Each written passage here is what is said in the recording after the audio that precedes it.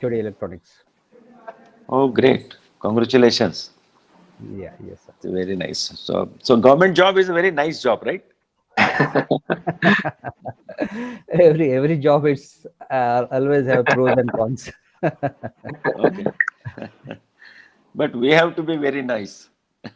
What you are looking. Yes, sir. The teaching community are really blessed with this all kind of the very great environment and the great people around us, the top level authorities, and we get a lot of opportunity to listen to many people like you. Yeah. Thank you, sir. Dr. Pratap Desai was supposed to be today. Vinay, he was supposed to join today or not? No, no, no. For the previous session, he was there as a chief guest for the first Ah, workshop ah, under this thing. okay. So yes, So that's why all the council members, the Dr. Nidhi is there also. yes. I think she has not yet joined, Where but she is from? she will be joining shortly. I Where think she is from? she's from Bangalore, Bangalore. No, she's from Kerala. Kerala. Acha. Okay. Yeah, Yes. yeah, she's from Kerala. She's Kerala. Okay. And Dr. Ranjit, I am also from the electronics and telecommunication departments. I am very happy that somebody is there from our department. Right now, most of the top people are from electronics, I think. Oh, Take example of Dr. Abhay Bag, our director. He's also ah, from electronics. yes. Amte sir Okay. joined the director. He's also from electronics. Okay. Because there are no positions available for the teaching, mostly right now in the ENTC field. That's why they are at the administrative position. Probably, you can say like that. Because some of the management always talk that why the only ENTC principals are available, why other department doctorate are not available for the post of principal. Many places the only ANTC department people are heading. So Actually, in government previously, most of the top administrator were from the civil branch. Probably initially. it was considered as a core branch of the engineering. Most of the administrators were from the civil branch previously. Mm. Always ups and downs. I mean, But the computer engineering people are very rarely finding that they are heading the institutions across. Very rare. yeah, that's true. Very rare. Because they are engrossed into development, this algorithm, that algorithm, only a development. They They are are more very brilliant. they Huh? are very busy people right now. They, IT and computer are the most wanted in the industries. So they are most attracted with the industries. Maybe that may be the reason. but because of the emergence of the computing field and the AI data science, they are very much into demand. Because they remained always into the demand. That's why they don't want to come into Exactly, this exactly. administrative post. Administration. Yeah. That's right. But administration is now it's very challenging, right, sir? Yeah. With the recent days, it is becoming challenging. In previous day, it was little bit comfortable and easily you can manage the people and the things. Right now, day by day, it is becoming difficult. I'm talking at least about the government. As far as private industry is concerned, you know better than me. Yes. I'm into the private right from the beginning. So I know the mindset of the private management, private government. So private government, I wanted to say. They have their own governance systems. Government. Right. Mm, Yes, sir. yeah. Doc, Yes, sir. Sir, around 30 participants have joined this session, and few I can see on YouTube live as well. So maybe few faculties are joining through YouTube live session. So we will start in 2 minutes, sir. We will okay. start sharp at 10:15. Yes. The total number of the participants right now 75 who has registered. Around 70, sir. So 70 have Around. confirmed. We have confirmed 70 faculties for this Okay. workshop. Okay. Yes. Okay. And where is from faculty, sir? I mean, Uh, faculty for the SADP? Where is from your institute or from? no, from outside. From our Yeah. institute, we have around 12 faculty members, Okay. and rest of all are from outside. Okay. So how much total faculty engaged? I mean, involved in Uh, this SADP? Currently, sir, we have sent a confirmation to around 70 faculties. No, no, I'm Those who talking are about the participating. faculty means expert, ma'am, resource person. Experts. I'm Sir, talking about resource for person. each day we have like for inaugural session, after inaugural session we'll have hands-on session from 2 to 4, and after that we have Dr. Anand Nair from Vietnam.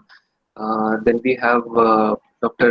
Zorkar, who is a founder member of one of the leading AI IT industry. He's also going to join for the third day. Okay. Dr. Mahalle sir is there. Dr. Dipti Patil, madam is also there, who is working actively in healthcare area. So she is Okay. also joining for this workshop as a resource person.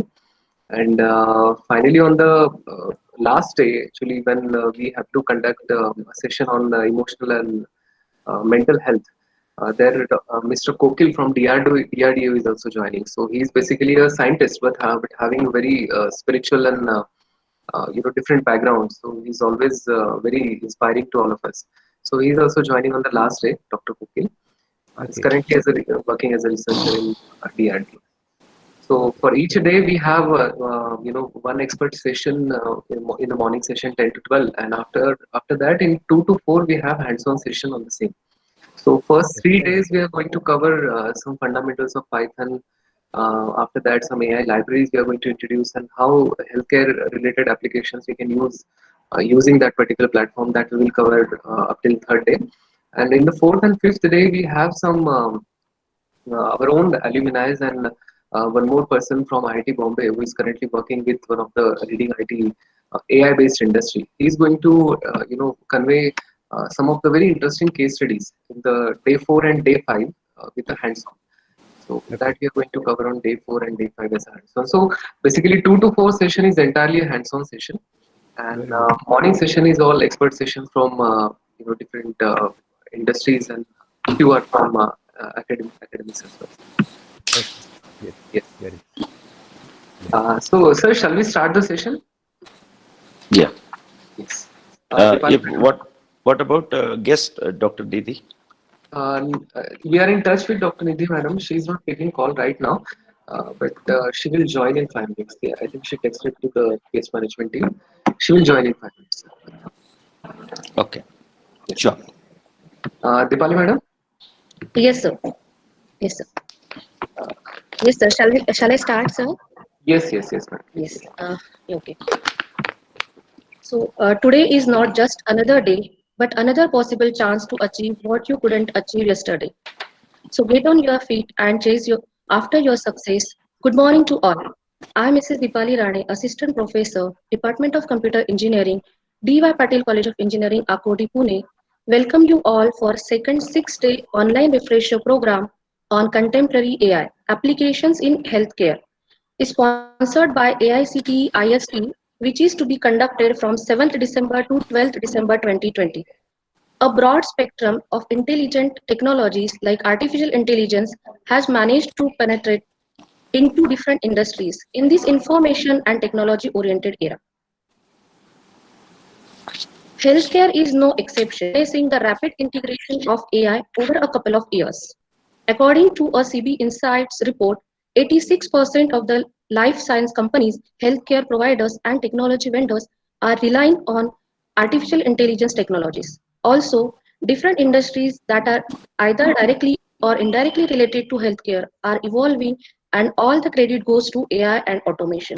The same report further claims that healthcare systems will be spending $54 million on an average on different AI projects. With all these buzz, there's understandably a good idea of confusion around what AI is and what its impact around us. Today's workshop is continued and sincere effort keep going to this field by DY Patil College of Engineering, Akurdi, Pune. To start with, let me extend a warm welcome to our chief guest of the day, respected Dr. Ranjit Sawant sir, member of Executive Council IST, our guest of honor, respected Dr. Nidhi ma'am, member of Executive Council IST, Mr. Tushar Kute, researcher and trainer, MITU, respected Principal Sir, Dr. Vijay M. Vadai sir, respected Vice Principal Dr. Mrs. P. Malti ma'am, Head of Computer Vinay Kotawa sir, HODs of all departments, Dean Academics, Dean R&D, faculty members and dear participants. A very warm welcome to each and every one of you. The quality of a leader is reflected in the standards they set for themselves, quoted by Rai Kroc. We are so privileged to have such inspirational leader with us, that is our Vice Principal, Dr. Mrs. P. Malti ma'am. Let me take this opportunity and invite Vice Principal ma'am to enlighten the audience with our precious words. Over to you, ma'am. Thank you, ma'am. Respected Principal, Dr. Vijay M. Vadai sir, Dr. Ranjit Sawant, Member of Executive Council ISTE, Dr. Nidhi, Member of Executive Council ISTE, Head of Computer Engineering Department, and all the teaching fraternity who are attending this online refresher program sponsored by AICTE ISTE workshop. Good morning to everyone. In the world of healthcare, AI tools support human to provide faster service, diagnose the issues, analyze the data, to identify the genetic information and better serve the patients. AI may help to achieve more accurate diagnosis and greater efficiency. But at the same time, this artificial intelligence should integrate with the human element of healthcare service rendered, and it should not replace it altogether. These developments will allow the doctors to focus more on providing accurate diagnosis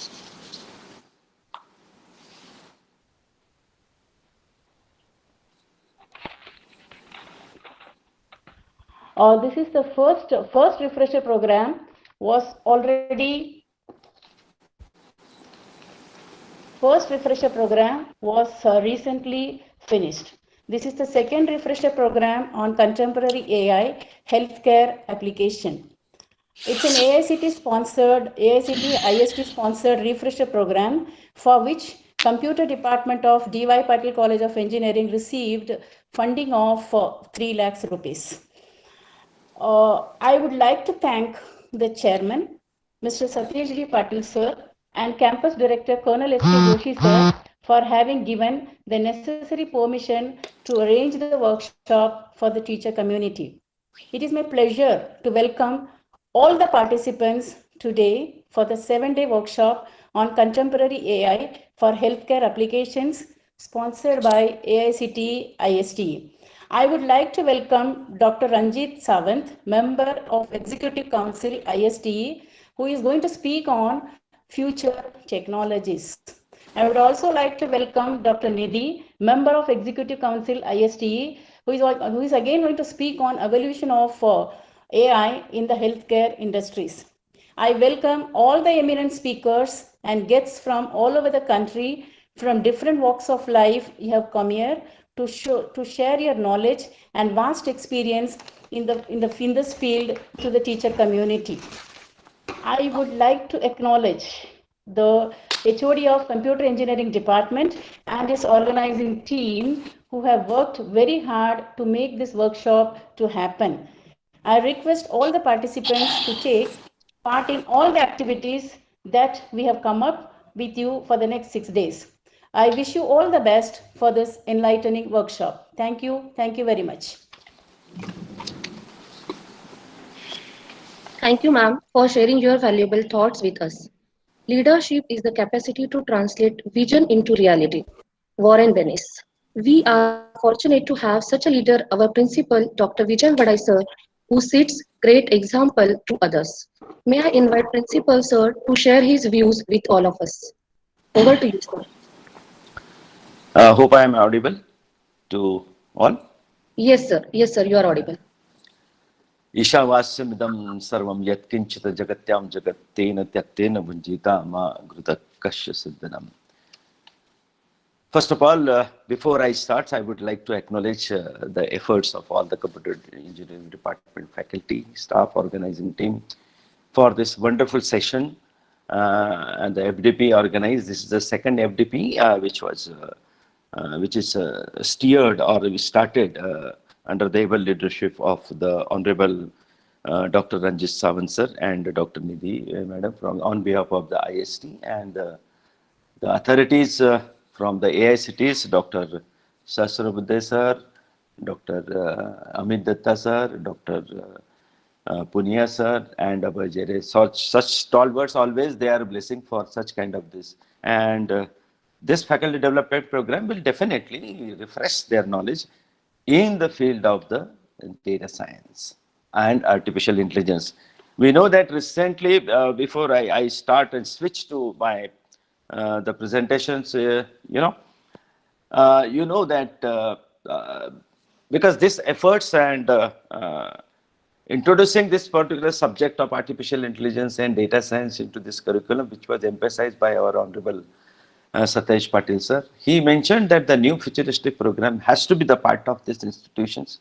And that's why in the computer engineering department, we have started this AI Data Science Center of Excellence. Similarly, in IT department, Center of Excellence in the Data Science under the leadership of Dr. Priti Patil, which has introduced last year. But this year, we have started this actual artificial intelligence and data science program. So when we compare to this artificial intelligence and data science, compared with respect to the IT department and computer engineering department, I found that when we do this particular comparison, there are some of the few important subjects which are common as a data structure and algorithms, Internet of the Things, artificial intelligence, web technology, machine learning, data modeling and visualizations, cyber security, and some of the other subjects which are not common to the IT departments are management information system, data warehousing, neural network, physiologic and computational intelligence.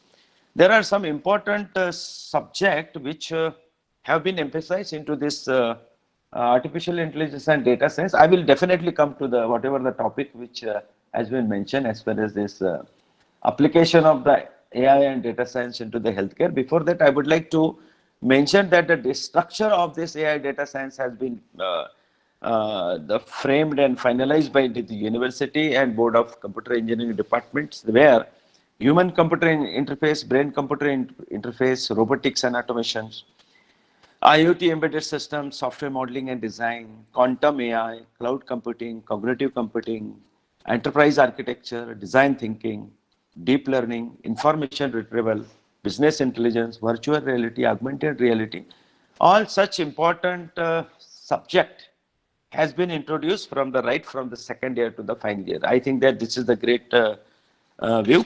Dr.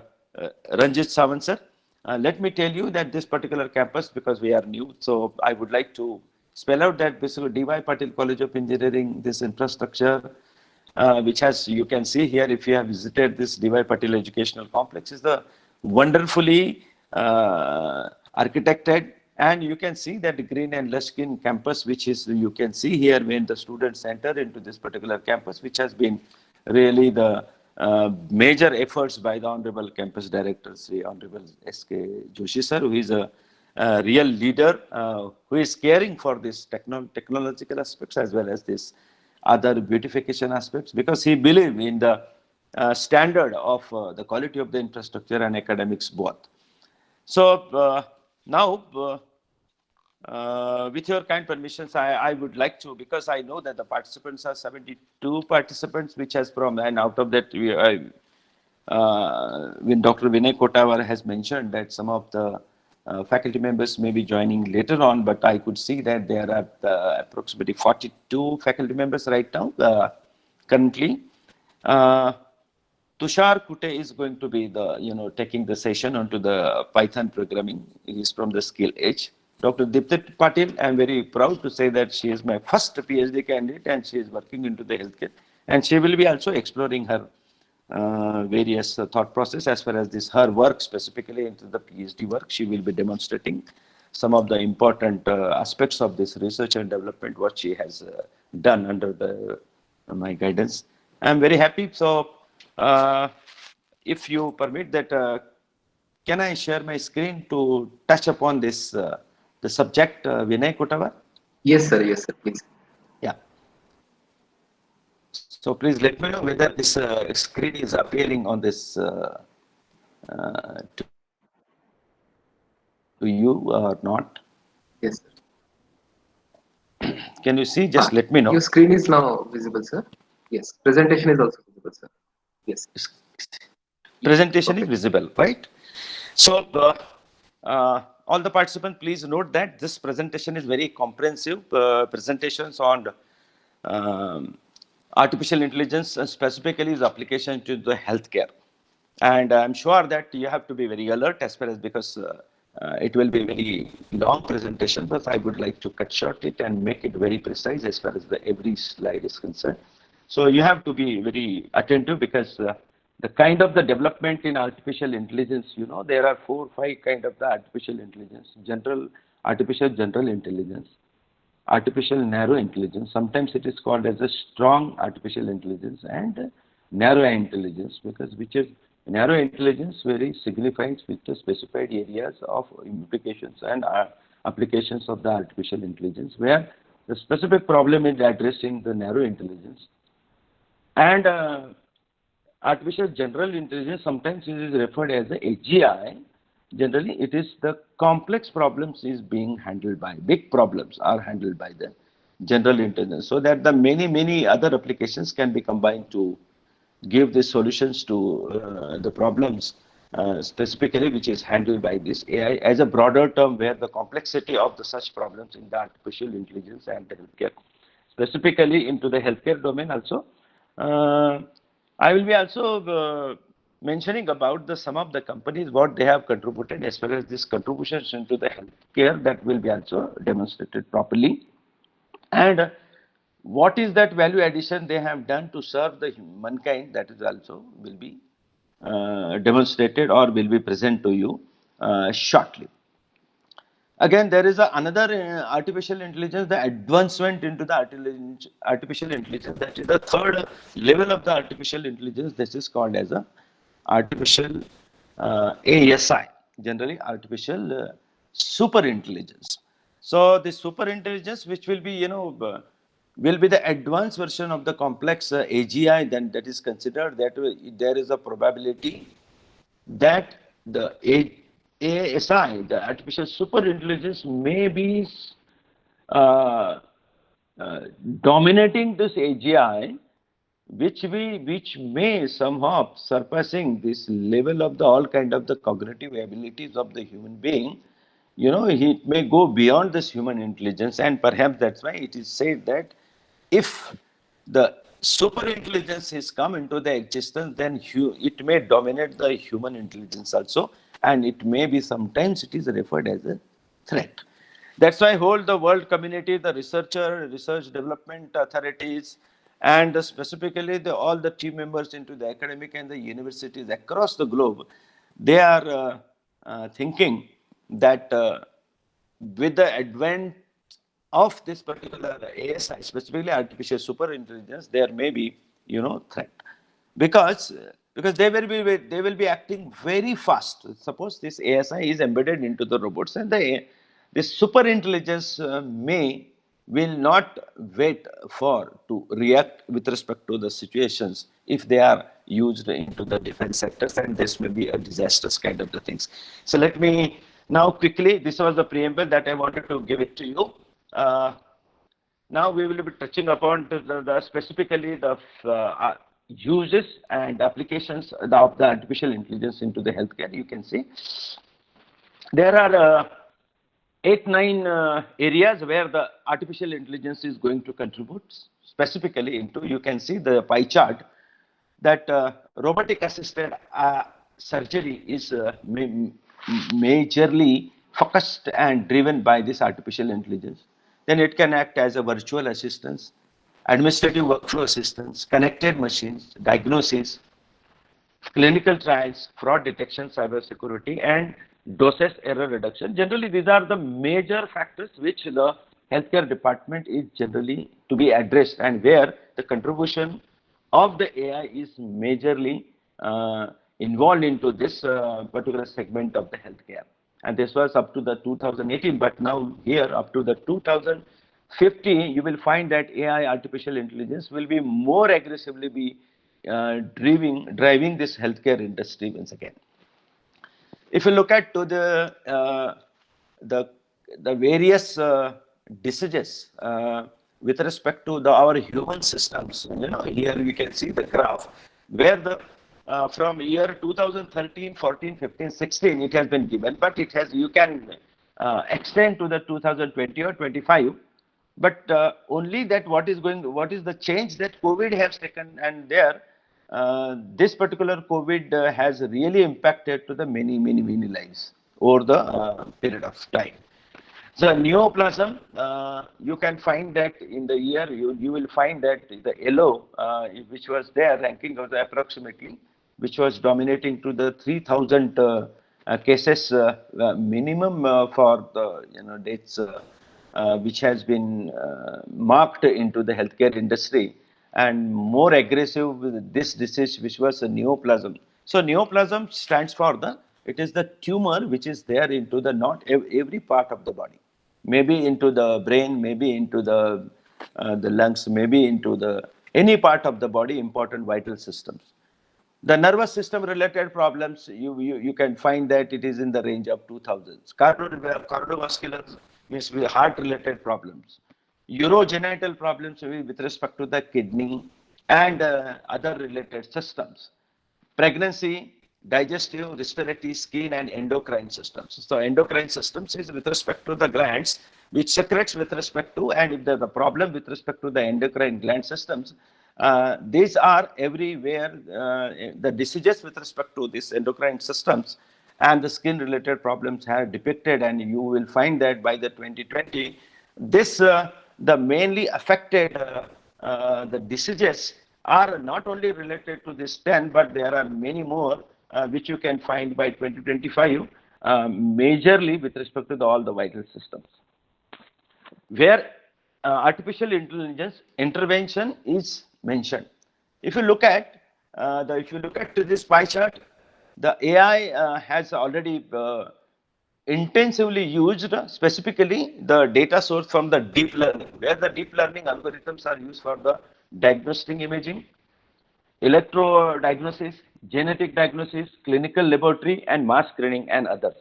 So mostly this AI, specifically deep learning algorithms, you know that artificial intelligence, machine learning, and deep learning, these are the algorithms which are actually focusing to solve the problem, diagnostic problems specifically into this area. And you will find that huge amount of this work is being done. You will find that the many algorithms which the researcher has to work upon, these are these applications. Because many faculty members may be absolutely working into the one of the domain, but they have to focus where the AI have actually is playing the role. Specifically, these are all with respect to the deep learning is involved, the deep learning algorithms which is there to identify into the diagnostic area and the domain which has been mentioned.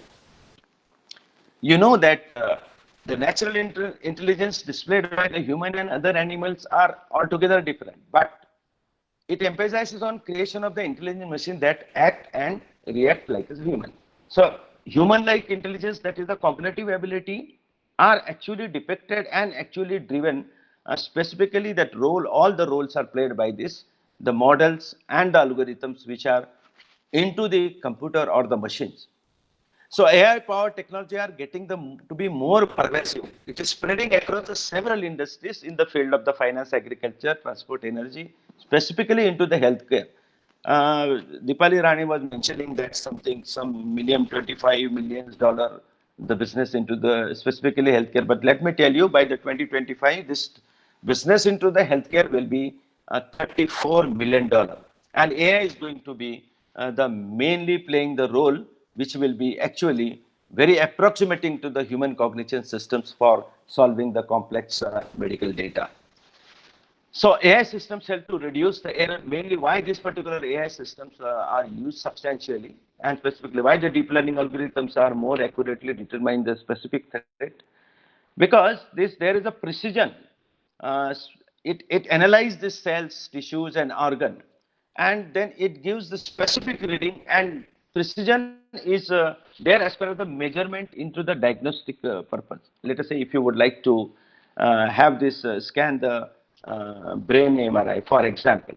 So for the human being or for the radiologist, it becomes a very cumbersome procedure and a time-consuming procedure, and still there may not be the accuracy. And that's why AI-assisted systems are there into the already the market.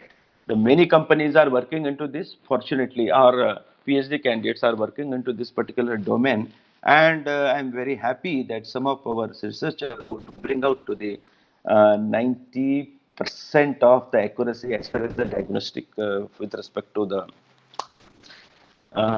brain cancer is concerned. Let us listen to this. Some of the researcher, the technologists and the CEOs and the founders and managing director, Mr. Isam Abir, what he mentioned about the care navigation is the notion that we will route the patients to the right medical services with no wait. He is trying to emphasize that healthcare domain is the complete right from the patient entering registration, then diagnosing, then talking to the doctors, and then ultimately having some treatment and medications. All this for complete the process, this is required some interventions of this AI systems, because into this particular complete process, the care, whatever the care services which are being given to all the patients need to be properly monitored and navigated so that the patient should not be at a loss. And at a time to time, the patients can be alerted. This is actually being done by the AI system. Mr. Waqas Siddiqui, founder and CEO of BioTricid, he mentioned that we will see the medical devices increasingly relying on the cellular connectivity. He was mentioning about because of the proliferations of this particular, all these cellular technologies, all these IoT-enabled systems, all the medical systems, the telemetry, or the distance medical systems, the AI-assisted robotic surgery, everywhere, if the data has to be migrated from the distant places, there should be a connectivity, that is the cellular connectivity, where all the IoT-enabled devices who are connected to the net, they should be a high-speed data communications is required, so that all this the predictions, analysis, detections, this should be at the appropriate time space. Mr. Waqas Mohammed, also the Director of Advanced Technology Innovations, Baker, he mentioned that pay attention to the rise of the Internet of the Things and the IoT applications.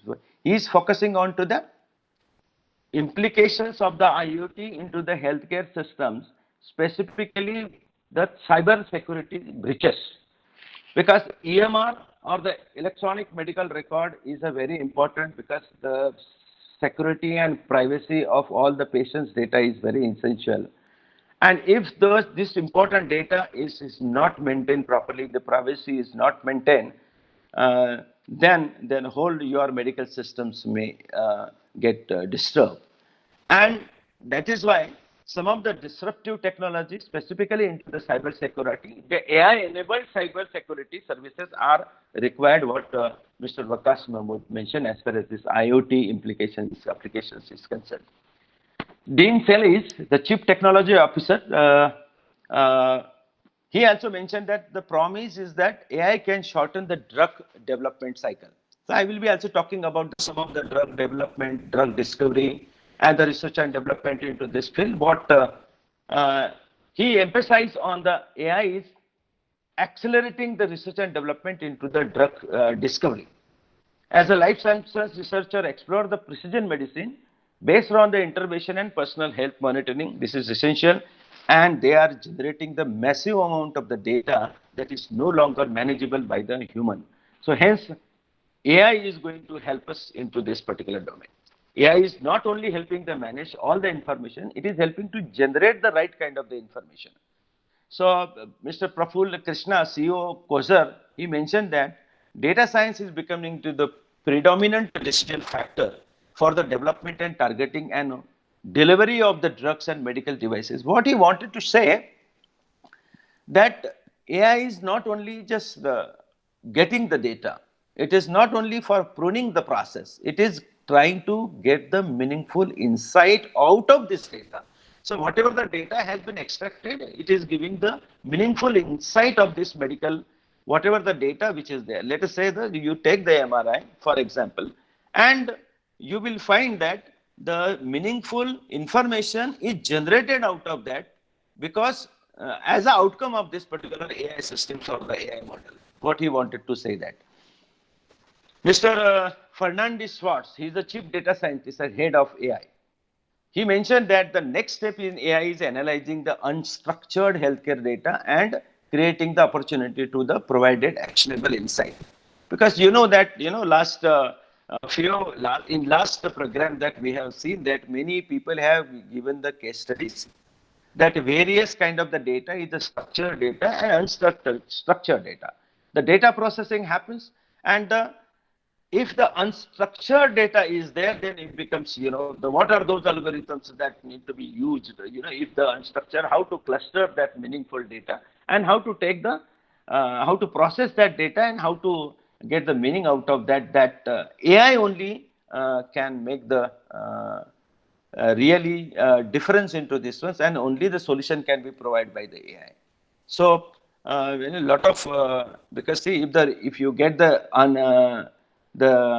unstructured data, the data which is not labeled, which is not known, because your algorithms actually prunes based on the previous data and then try to modify and again reorganize the data and then get the meaningful insight out of that.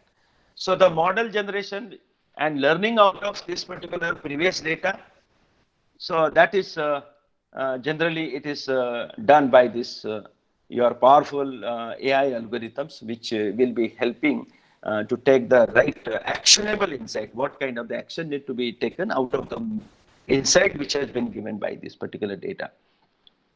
Now let us look at to some of the advances into the medical domain. This is generally why this AI is coming to the picture. It is generally for reducing the errors and saving the life.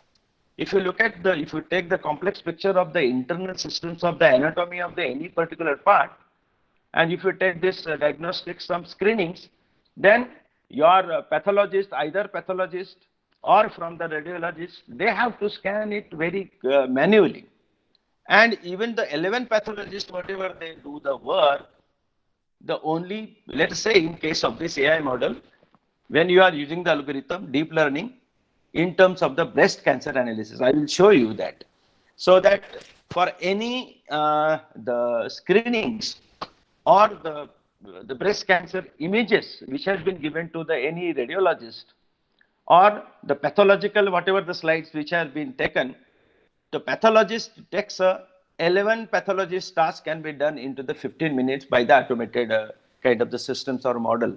So this is the one example. And even though whatever it has been automated with respect to the AI algorithms, that will be the error free. So reducing the error, improving the accuracy, making the fast, these AI algorithms are going to play a very important and vital role into this one. You can find that Path AI, this is the company, the Cambridge-based company. It is in Massachusetts. AI Path is developing the machine learning technology to assist the pathologist in making more accurate diagnosis, as I mentioned. The company's current goals include the reducing the error in cancer diagnosis and developing the method of individualized medical treatment. This Path AI is the very, very strong company as far as the cancer detection is concerned. So fortunately, I am also into this particular domain. Some of the 5 domain areas about the breast cancer, brain cancer, colorectal cancer, that is called as the gastric cancer. And you will find that this cervical cancer, these are the areas domain where the AI algorithms, specifically into the machine learning and deep learning algorithms, are playing the very vital role. How, what my PhD candidates will be also demonstrating that maybe into the next session. So the Boston-based company called as the Bio Health, they mentioned that AI-based symptoms and cure checker that uses the algorithm to diagnose and treat the illness. Here are how it works. Chatbot listens to the patient's symptoms and health concerns and then guide that patient to the correct care based on this diagnosis. So if you look at the development of the chatbot, specifically it is related to the natural language processing. It listens to the whatever the voice or the text, it takes the meaningful insight out of this, and depends on the person or the patients which gives the symptoms that what happens to that patients. It gives the proper indications and the representation and recommendations what need to be done, and it will help and assist to the doctor. So BioHealth is the company. They have developed the software, the company, this system, very accurate, and you will find that similar kind of the systems also developed here. The bot assistant, bot has been developed in our college also. So it is kind of the symptom based, some of the algorithms which takes the symptoms from the patients, and it gives this recommendation what are the medicine need to be given to the patient. This is with respect to the neural systems of the brain. Specifically, this company, analytic company, this is a very important contribution that this particular company has given. And let me tell you that its ranking is above the Facebook and Microsoft. This is based on the San Francisco, California. They have developed the deep learning medical tool to streamline the radiological diagnosis. The company's deep learning platform analyzes the unstructured medical data, radiology images, blood tests, ECG, genomics, patient medical history to give the doctors better insight into the patient's real-time need. Let me tell you that similar to this particular applications, we are also developing the one platform where let us say the MRI, so all these radiological images, what he has mentioned that. Those images may be taken from any hospital at any locations that can be uploaded into the portal.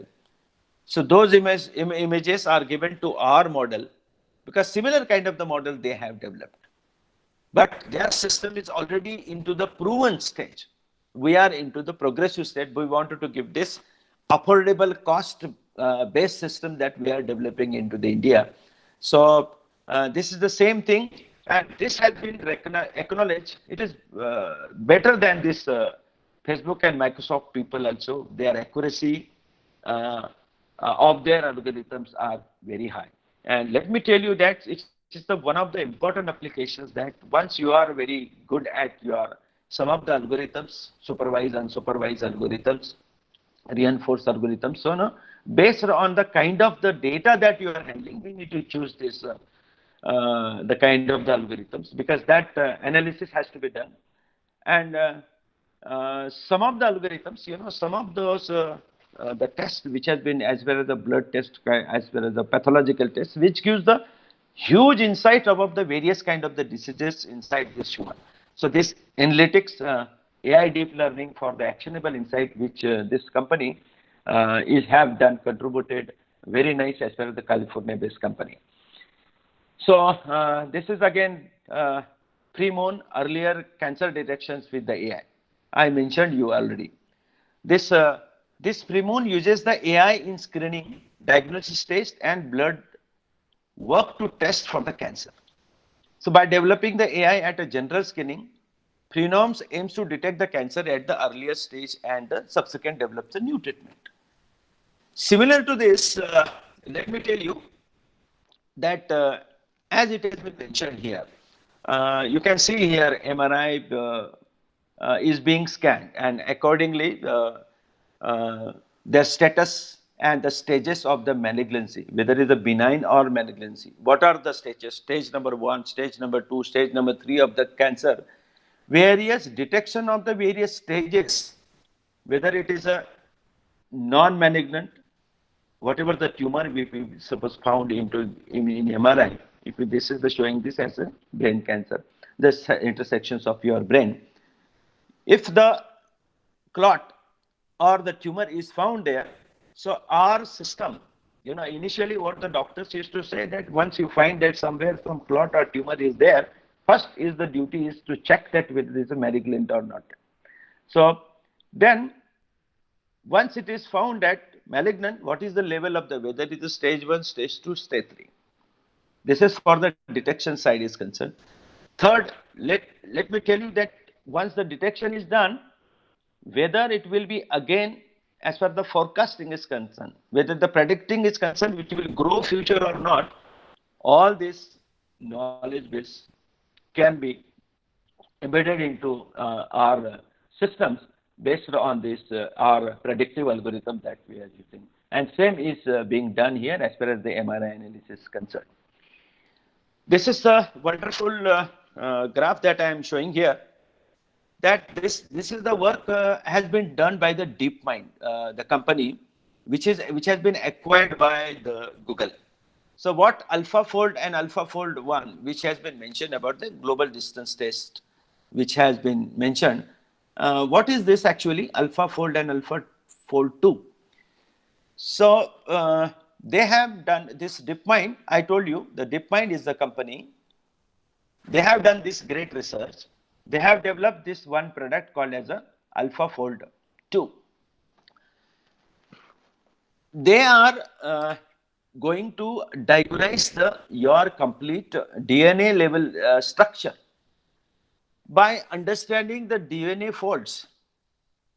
The DNA at the cellular level, they checks with the various patterns into that particular DNA structure, which are folded. They unfold all the DNA sequencing and a specific distance of that particular every DNA structure. They analyze based on their structure, whether it is a helical structure, whether it is the straight structure or the chord level structure, depends on the type of the morphology, type of the structure which has been done, because this particular problem was considered as the most critical and complex problem in the world. There was all the researchers in the world were struggling since last 50 years. So last year, before 3 months, this particular DeepMind company, which has been right now acquired by this Google, they have come up with this, developed this AlphaFold, and they have come to the accuracy with the 97% with the help of AI system. So what is there? All the protein structure of the DNA, the amino acids, whatever the structure that they are resembling, based on that they have to understand the characteristics and the behavior of that particular disease, what kind of the disease may be there if this is the kind of the structure. This is a very, very deep level of the research which has been done by the Google. That's why this is a very good slide. You can go and identify and try to identify this knowledge about the AlphaFold, and which is the root, which gives the root cause of any disease which is happening into the body. This, as I mentioned, again, another research done by this DeepMind, again is the Google Health System. DeepMind, he has mentioned that. These are the two graphs, the photographs which has been shown. Here the DeepMind mammogram, generally it is showing this breast cancer.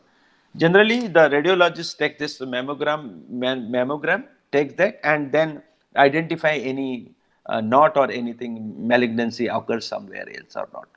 So they have done this, again, automated tool with respect to the. In our research, we have not taken yet the breast cancer into this our study, but some of our colleagues, they are doing into this research, because, and that's why AI-based analysis of this breast cancer, where the AI intervention is there. This is a very all all the subject, whatever the slides which I am showing, it is very useful for all the researchers, those who are working into this particular domain. So this is the Beth Israel Decon Medical Center. This is the Israel-based, the people who are working into this particular domain. They have come up, started with the Harvard University. And this medical center using the artificial intelligence to diagnose the potentially deadly blood cell at a very early stage. They have mentioned the doctor are using AI enhanced microscope to scan the harmful bacteria like E. coli and the Staphylococcus in the blood sample at a faster rate than it is possible using the manual scanning. The scientists have taken the 25,000 images for the blood sample to teach the machines how to search the bacteria. The machine that they have learned how to identify, predict the harmful bacteria blood with 95% accuracy. You can see that any kind of the data here, what they have done, whatever the bacteria they are present into the blood, they are trying to identify different kind of the bacteria and how is going to affect the another organs. Based on the nature of the bacteria and the samples, they give the training the data. Based on that, they know that what kind of this bacteria are causing the what kind of the problems. So right now, you know, that's why COVID research is again, because COVID research is again can be enhanced with the help of this. This company, especially Israel-based company, this particular team, they have done extremely great work as far as this bacterial infection specifically into the blood is concerned. So they have come up with a 95 accuracy. Those who would like to enhance this accuracy, they can come and work into this particular field also as far as the pathological report of the blood sample is concerned. This again, Zebra Medical Visions, AI-powered radiology assistance they have given. So now, this doesn't mean that all the radiologists or the assistant to the radiologist, they will lose their job. No. That will be, let us say that one MRI takes, if you take of one patient, there are 600 images they have to take. Let us say this is the brain section. 600 images they have to take. For one case, a normal manual intervention of the radiologist, they have to go in every part of depth of the brain. So whether the brain or the tumor which is there into the cerebrum or the medulla oblongata or the left hemisphere, right hemisphere, where the different parts of the location, the depth and volume, that is identified manually by this radiologist. But if the AI is artificial intelligence, the algorithms, a proper region of interest is extracted out of this, you know, some of the algorithms we have to, then you can get the proper accurate location of that particular tumor and you will be able to, your algorithm itself will be very fast enough to identify whether it's malignant or non-malignant or it's a benign or it's a simple tumor. So that is why the stages of this cancer can be, you know, actually monitored and governed and identified and detected and predicted based on this AI. So nowadays, all these radiologists, they are using this AI-based tool to give the right interpretation as far as their intervention is concerned, as far as the medical diagnosis is concerned, specifically into the radiology field. Now here, it is not only developing this new medicine, not only the AI is working into the diagnostic, this is also working into the developing the new medicine with the AI.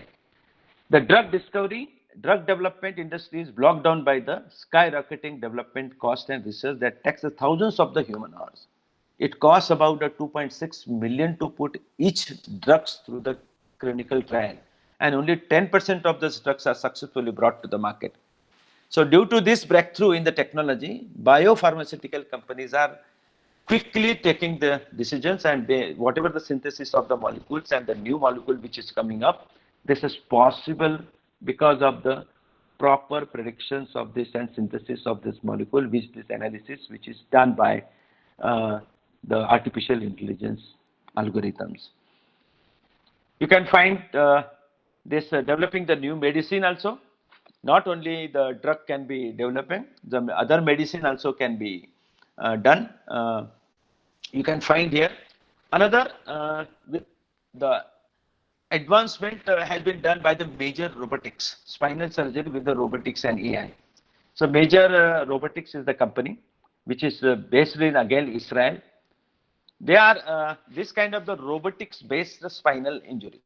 So spinal surgery, you know that spinal cord which is there connected to your the brain, the medulla oblongata, and goes along with the vertebrae. So this is very useful as far as the whenever the minimal surgery is to be operated.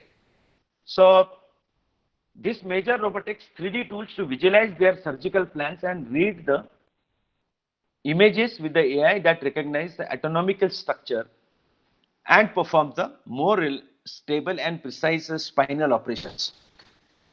Because nowadays what happened, because I was, one of my friend was here in Dinanath Mangeshkar, he has also gone to the spinal injury.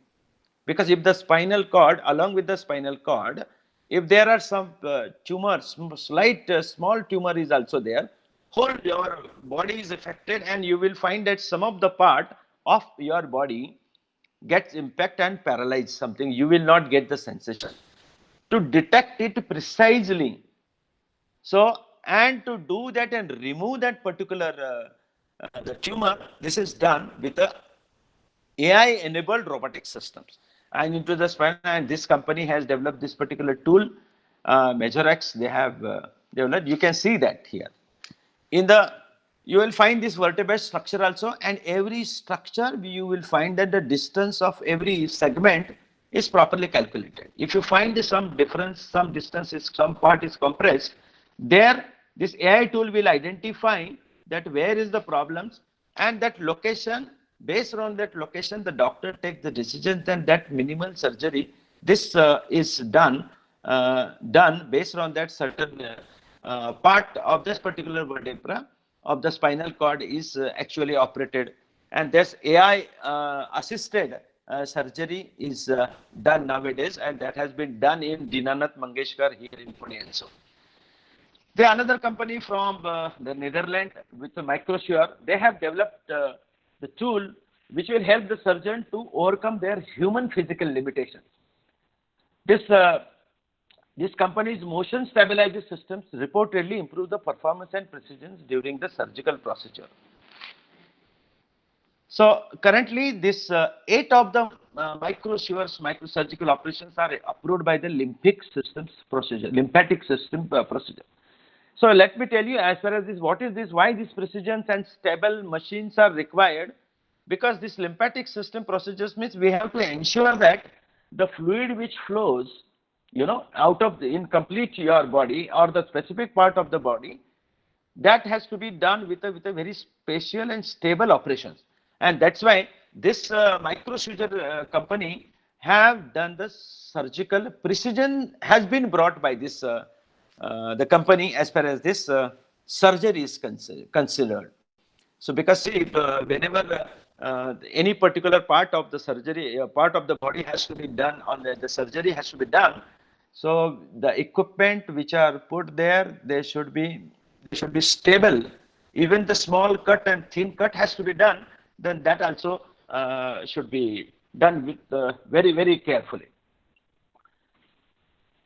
Again, if you go to the another academic Carnegie Mellon University, let us find that what kind of the research it is there in Pennsylvania, Pittsburgh.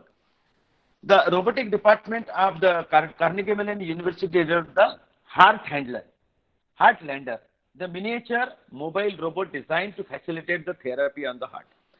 So let us say some part of your heart, if it is not operating properly and it requires some kind of the therapeutic, some proper motion and mobility and some kind of the compression and other therapy is to be given, some motion. So the robot has to be injected into that part. So the robot has been, small robot, miniature robot has been given and placed there onto the heart, and which will handle the proper therapeutic nature there, and heart is really pumped very systematically, rhythmically, because this that and this analysis also captured by these particular robots, and the signal which is coming, and based on this again AI will take the some cognitive actions, and thereby that proper feedback is given, so that proper compression and expansion rate of this heart is properly monitored as per as this small robot which has been placed there manually and injected by the doctor. This is the research of the Carnegie Mellon University. Pioneering research in the robotic surgery, again the Intuitive, the company. The Day1-session1 platform has been pioneered in robotic surgery, again being the first robot surgery assistant approved by this FDA over 18 years ago. You will find that this is the best platform, and they have done the 5 million operations, means 50 lakh operations they have done with respect to this particular platform. This is again very precise, the robotics arms, surgical tools, and this will be helping for the minimally invasive procedure as far as this very small rupture has to be done.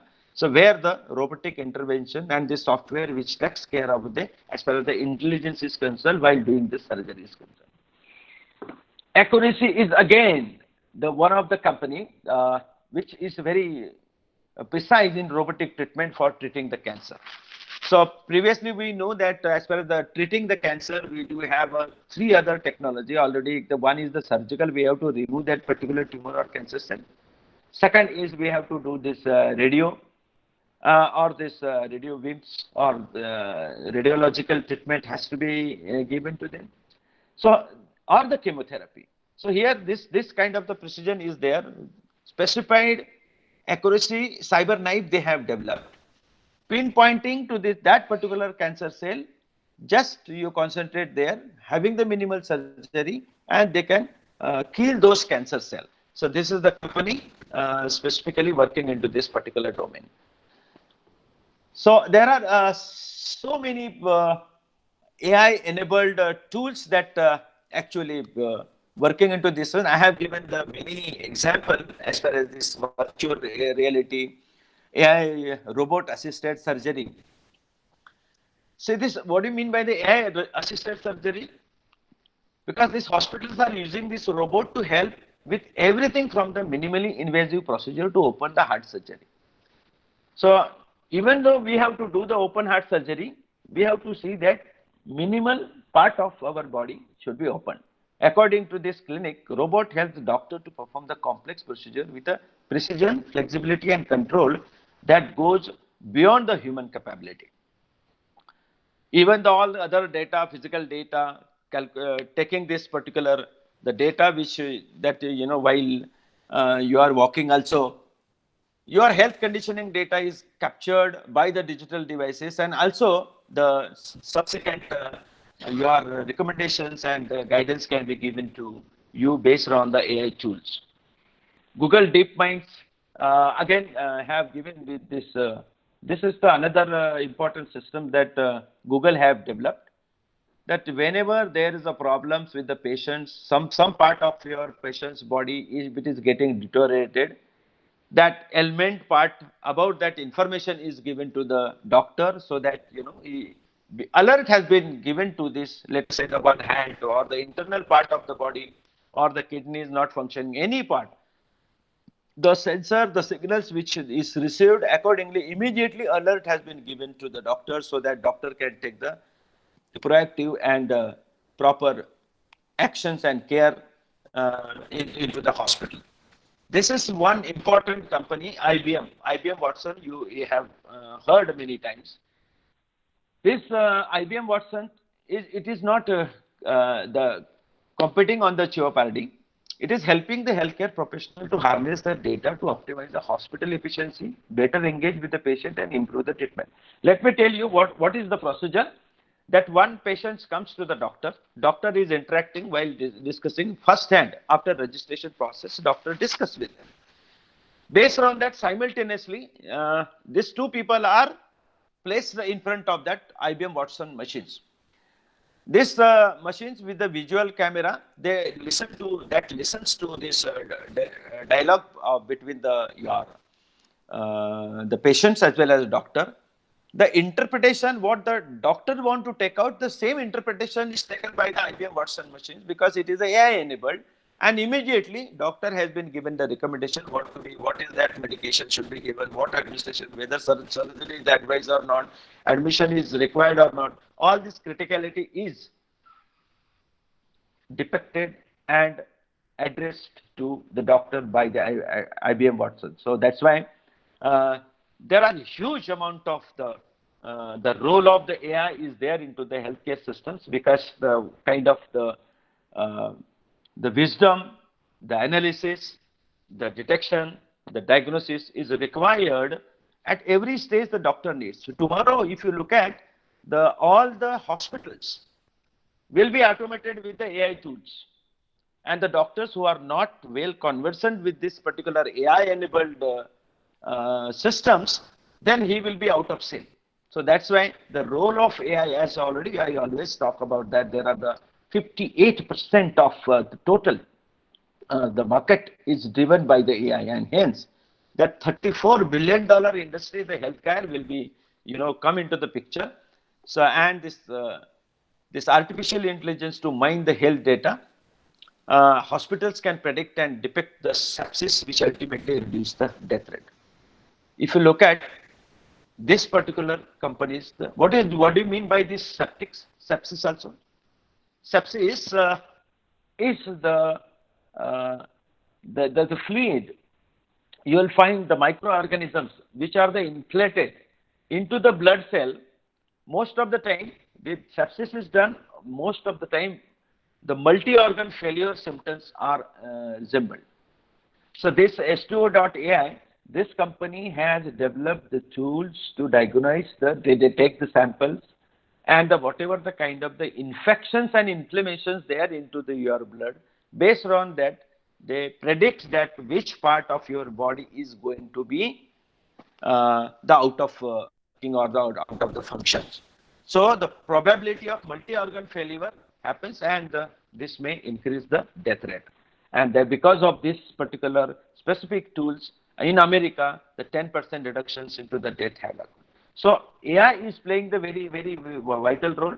As already I mentioned that, you take the doctor takes the MRI, he takes the insight, and accordingly he works as per as this. Procia company, they are working into this huge big data kind of, which is considered as a digital pathology platform they have developed. So if in the radiology, pathology, if you look at into the surgery, you will find that this entire healthcare system, so right from the hospital management systems, registration systems, and to the criticality, cancer detections, cancer prevention, cancer treatment, everything, generally it is including this John Hopkins Hospital, faster hospital visit courtesy of the AI, because again you will find that Baltimore, it is there in Baltimore, Maryland. This is considered as the world's #1, the hospital, which is again adopting the AI, all kind of the technology. A task force augmented with the artificial intelligence quickly prioritize the hospital activity for benefit of all patients. Since implementing the program, the facility has been seen 60%. So improvement is the ability to admit the patient has been 20% increase in the patient discharge. Most of the time, why do we adopt this this kind of the AI kind of the technology? Either to enhance this precision, either this efficiency of the system, or the efficiency into the healthcare system, or reducing this manpower. So, or the patient mobilization systems also. So this complete hospital is AI enabled so that the patients get maximum comfort with a minimum trouble, and without wasting their time, they can be discharged quickly based on the whatever the suggestions which is given by the AI based systems.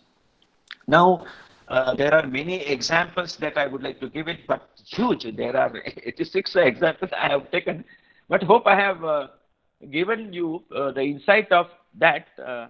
This is the Qventus real-time patient flow optimizations. So it is not only as per as during this operations only this is required. But for optimizing this complete patient flow, right from the admission, as I mentioned, to the discharge from, after taking this discussion, diagnosis, then operations, and then giving the medications and taking also care later on, all these systems are nowadays AI enabled. Let me tell you, this streamlining this patient experience with AI is very important. They should be intimated, and they should be actually given the very much care. So giving the care, navigating the care, controlling the care, monitoring the care, governing the complete services is totally AI enabled. The Deep Genomics is again company. Perhaps Genomics, Mr. Uday is going to give this very much finding as far as this genomic analysis is concerned, and which is genomic analysis. I already mentioned as far as the DNA and structure analysis related to the neuromuscular and neurodegenerative disorders.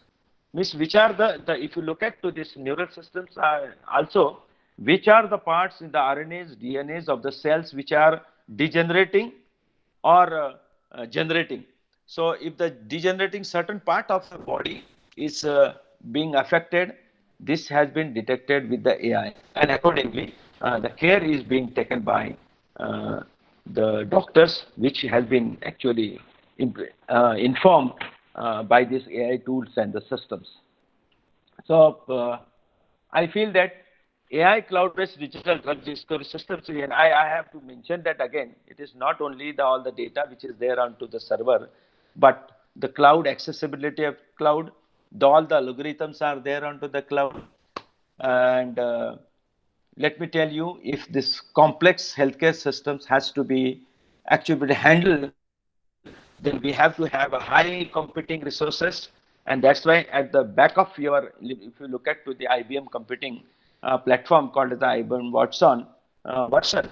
So this huge complex algorithms and fetching the data and working on to the data, huge speed and computing power which is required. That's why quantum computing is also required to process it and put it to the whatever the results which has to be put into the cloud, where the huge amount of the data which has been generated, which is the meaningful data, which will be doctors will be using for the patient purpose.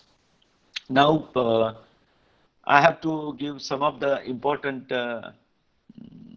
ultimately what because the time is now, it is getting up now, it is already 11:30. So you can see here some of the how this robotic enabled systems or the automated robot based operations or surgical operations which is being done. Most of the it is this particular robot hands are governed by this main surgeon, and other people are assisting into their as far as the actual operations which is being done into the major hospitals. None that is possible now in India.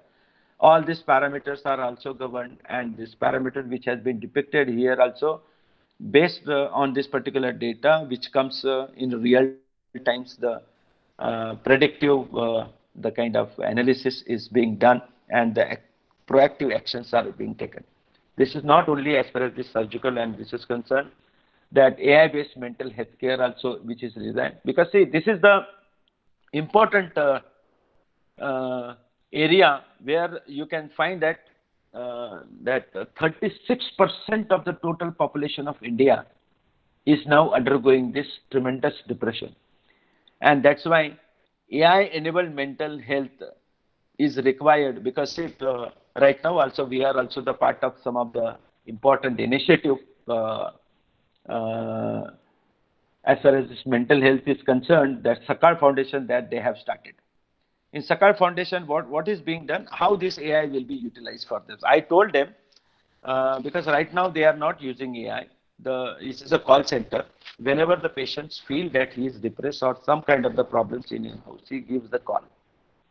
Based on the call, then proper discussion, the proper the advice is given to that what kind of the patient should be given the what kind of this either psychologist or the counselor.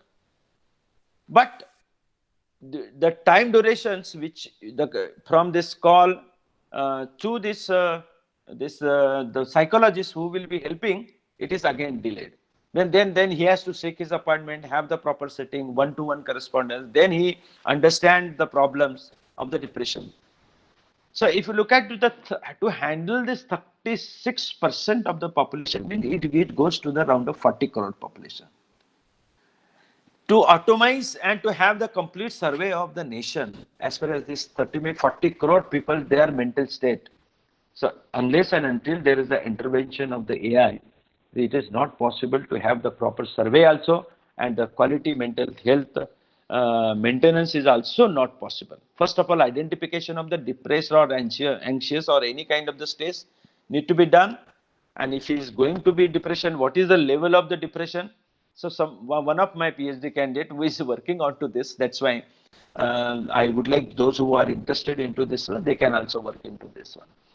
So these are the various algorithms which are generally used for into this AI-enabled systems in machine learning, support vector machines, neural network, logistic regression, discrimination analysis, random forest, linear regression, near base, nearest neighbor and decision tree, and hidden marker. These are the models which are generally in machine learning algorithms used in the medical healthcare sector. Those who are the researchers, those who would like to be into this. As I already mentioned at this particular slide, that various 10, not only the 10 important diseases they are the system, but complete healthcare is dominated by the AI. You know that AI, so here there are two parts, machine learning and natural language processing. These are they both are working onto the EMR data. EMR means electronics medical record, and a proper meaningful based on the kind of the data which come from either from the clinics or from the doctors or from the patients.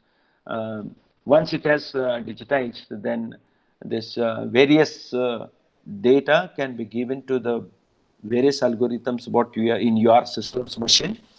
That you have seen that many of the company they have developed this. This is those who are interested, they can work into this particular field.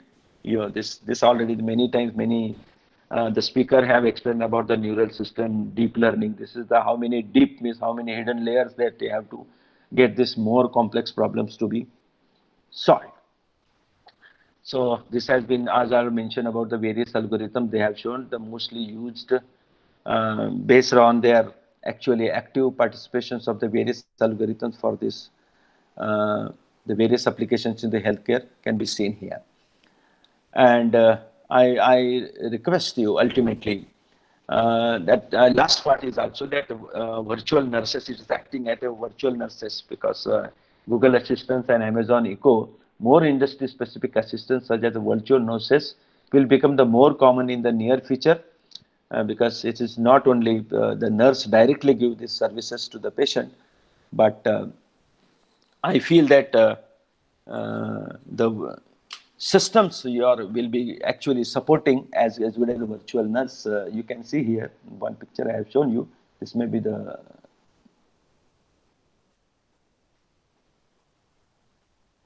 this one. So whatever it's the guidelines which need to be given based on the whatever the kind of the problems, this virtual nurse can be also there to serve this patient. But now what is that next, as far as after understanding this all kind of the various applications that I have given?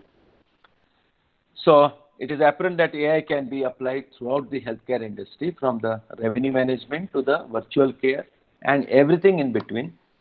So further cementing of the use of this technology far into the future. So our industry expert provided a variety of the suggestions for the AI implementation. Analyzing large amount of the unstructured data is again the research problems for all the researcher. We have to accelerate the research and development, because whatever the development has come, you will find that most of the scope is there for the research and development into the various segment of the healthcare, various systems. Healthcare payment systems also can be made more affordable. Revenue and supply chain management also, which is essential right from as far as this, we have mentioned about this navigations and mobility of the patients right from the registrations to again after getting out of the hospital. and virtual nurses. As I mentioned, that you can have these automated systems to talk to the virtual nurses and get this assistance from the doctor, and leveraging the IoT connected devices to deliver the patient's care. I think that these are the things that I wanted to talk about as far as this uh,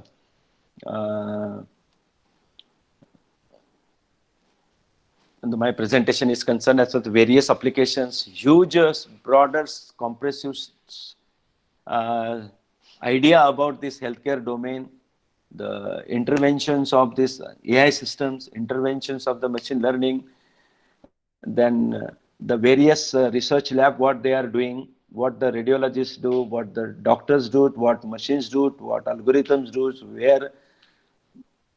where you would like to concentrate is upon you. So I'm sure that most of the medical related issues, either maybe specifically as far as the diagnostic is concerned, this area is very important, because the India needs affordable systems to be developed, and that's why me and my researcher all are focusing to work on to this affordable system development as well as the AI enabled healthcare system, specifically into the cancer domain as well as in the AI domain. Hope I have finished in time, sir. Thank you very much for giving me the opportunity to present into the giving this insight of the AI powered or AI enabled systems as far as the healthcare is concerned. Thank you.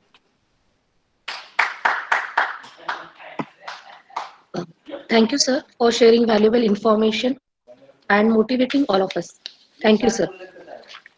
Thank you very much. We feel honored to have with us Honorable Chief Guest, respected Dr. Ranjit Sawant, sir, Chairman ISTE Maharashtra Goa Section, Executive Member ISTE New Delhi, former Secretary ISTE Maharashtra Section, the man of distinct vision and a fountainhead of illuminating ideas, an idol of knowledge and experience and inspiration to all of us.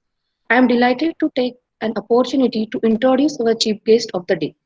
Sir has completed his PhD with the thesis titled Effective Analysis and Diagnosis of Respiratory Tract Infection Diseases Using Neuro-Fuzzy System from Sant Gajanan Maharaj University, Amravati. Sir has published 30 papers at national and international level journals.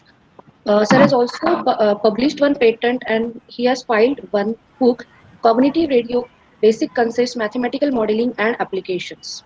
Sir has vast experience in the academics and performed distinguished work in numerous capacities as lecturer, head of the department, and a principal.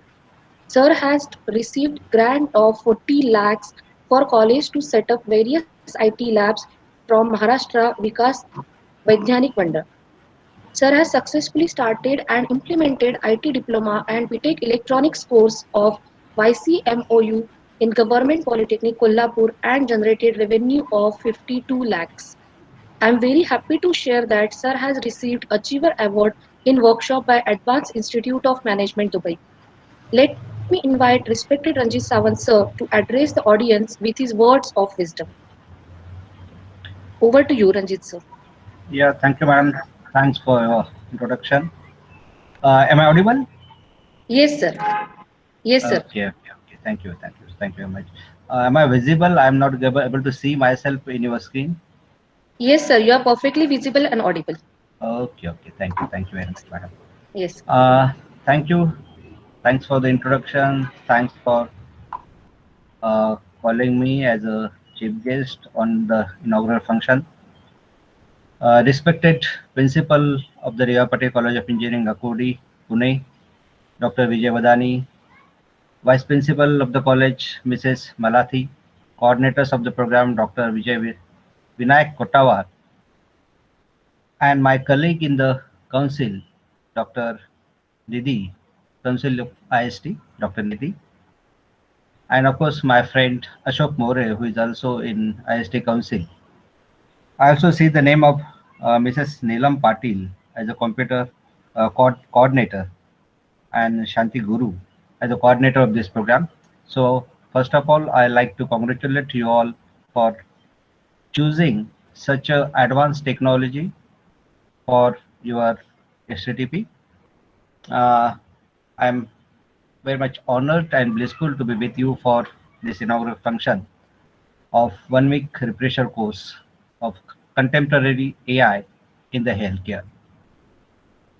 Mahatma Gandhi once said that live life as if you're going to die tomorrow.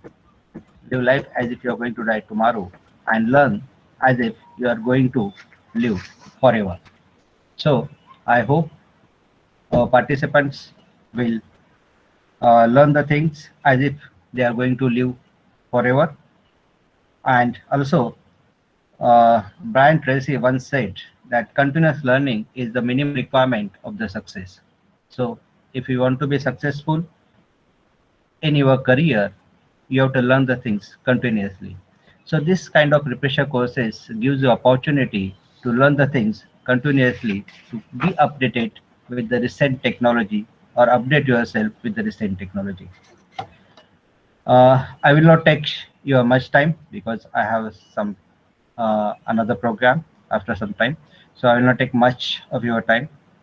I will just like to talk about the IST, being office bearer of the IST for just for 2 or 3 minutes. As you know all, IST is the National Professional Non-Profit Making Society with the motto of career development of the teachers, personality development of the students, and the overall development of our technical education system. It has huge membership number, like it has more than 1 lakh uh, 85,000 technical, sorry, 12 lakh 85,000 technical teachers membership, 5 lakhs, more than 5 lakh student membership, more than 2,700 institutional membership, including all AITs, NITs, and all well-known institutes in the India. Not only in India, IST also have the institute chapter in other countries also, like Nepal, Dubai, Singapore. So it is a very widely spread society. Recently, IST has MOU with the PY and Menon. PY and Menon is the global investment company, and we are training the teachers. It is called as training the trainers. So IST will select 150 professors all over the India working in the field of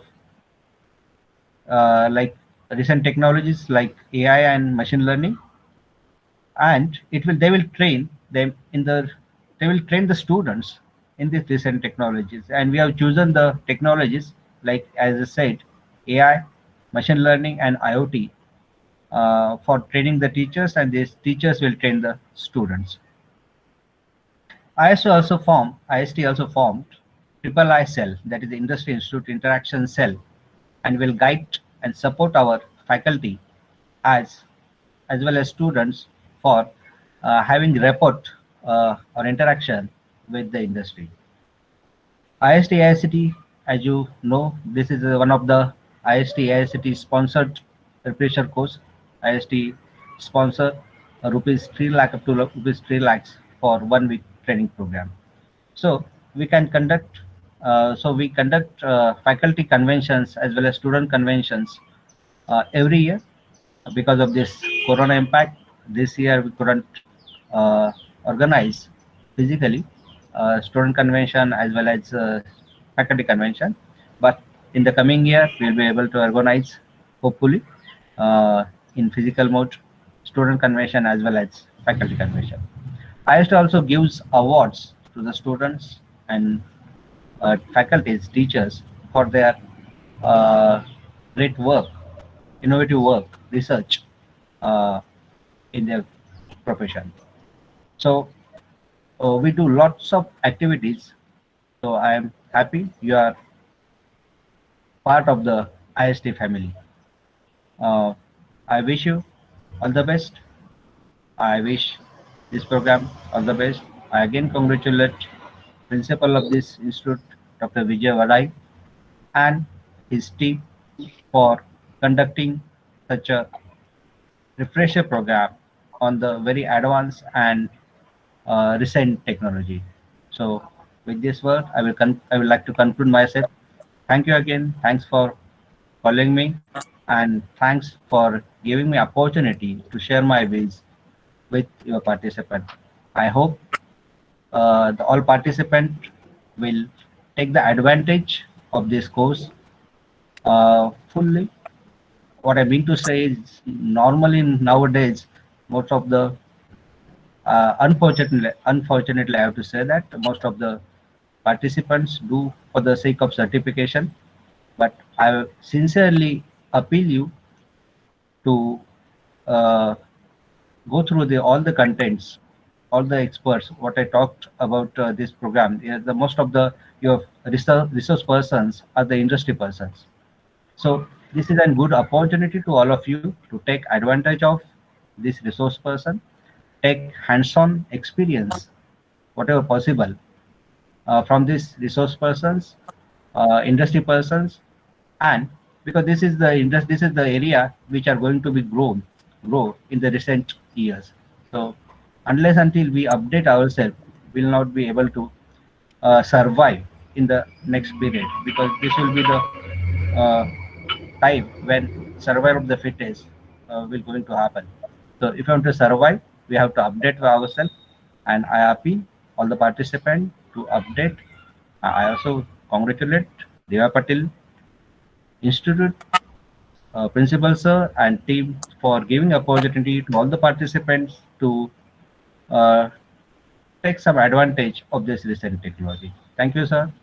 Again, thanks for calling me on your inaugural function. Thank you. Thank you very much.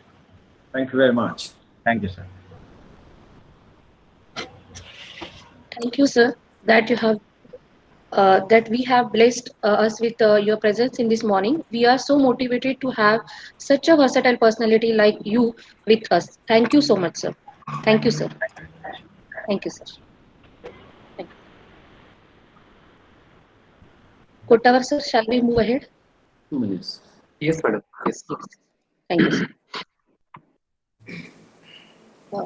Success are not gifted, they just work hard, then succeed on purpose. We are delighted to have such an impactful guest of honor with us, respected Nidhi ma'am. Associate Delhi. Professor, Mechanical Engineering Department, MS MBCET, Fellow IEEE National Executive Council member, ISTE mentor to Pranan, work empowering lab. Here I feel proud to introduce Nidhi ma'am.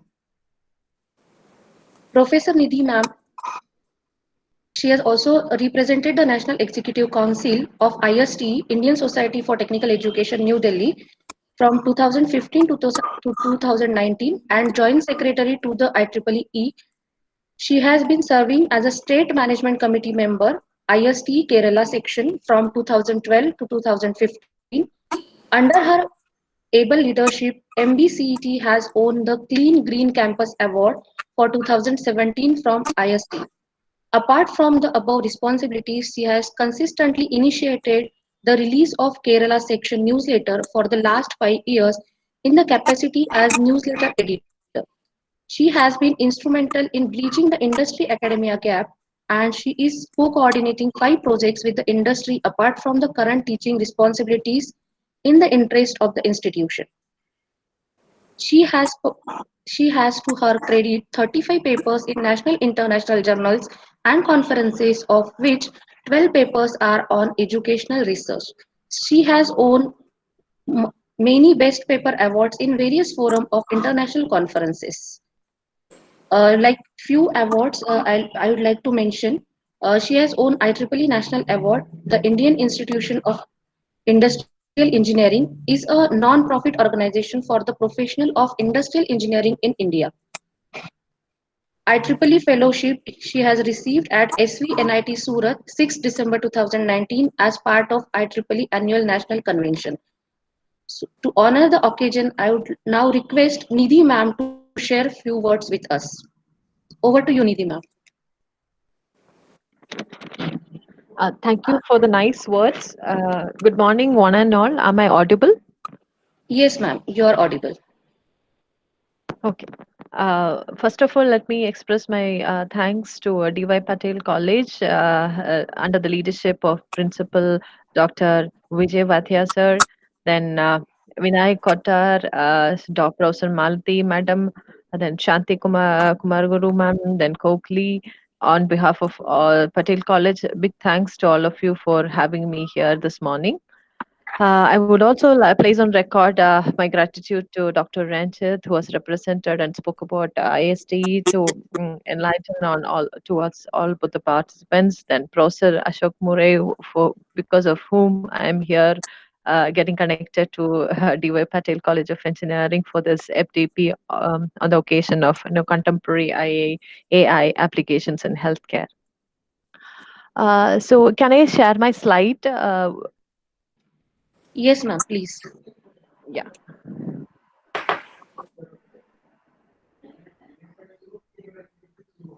Most of the concepts that I wanted to touch upon has been touched upon by Professor Vijayawade sir, and he's given a beautiful update to you on almost all the emerging aspects of AI.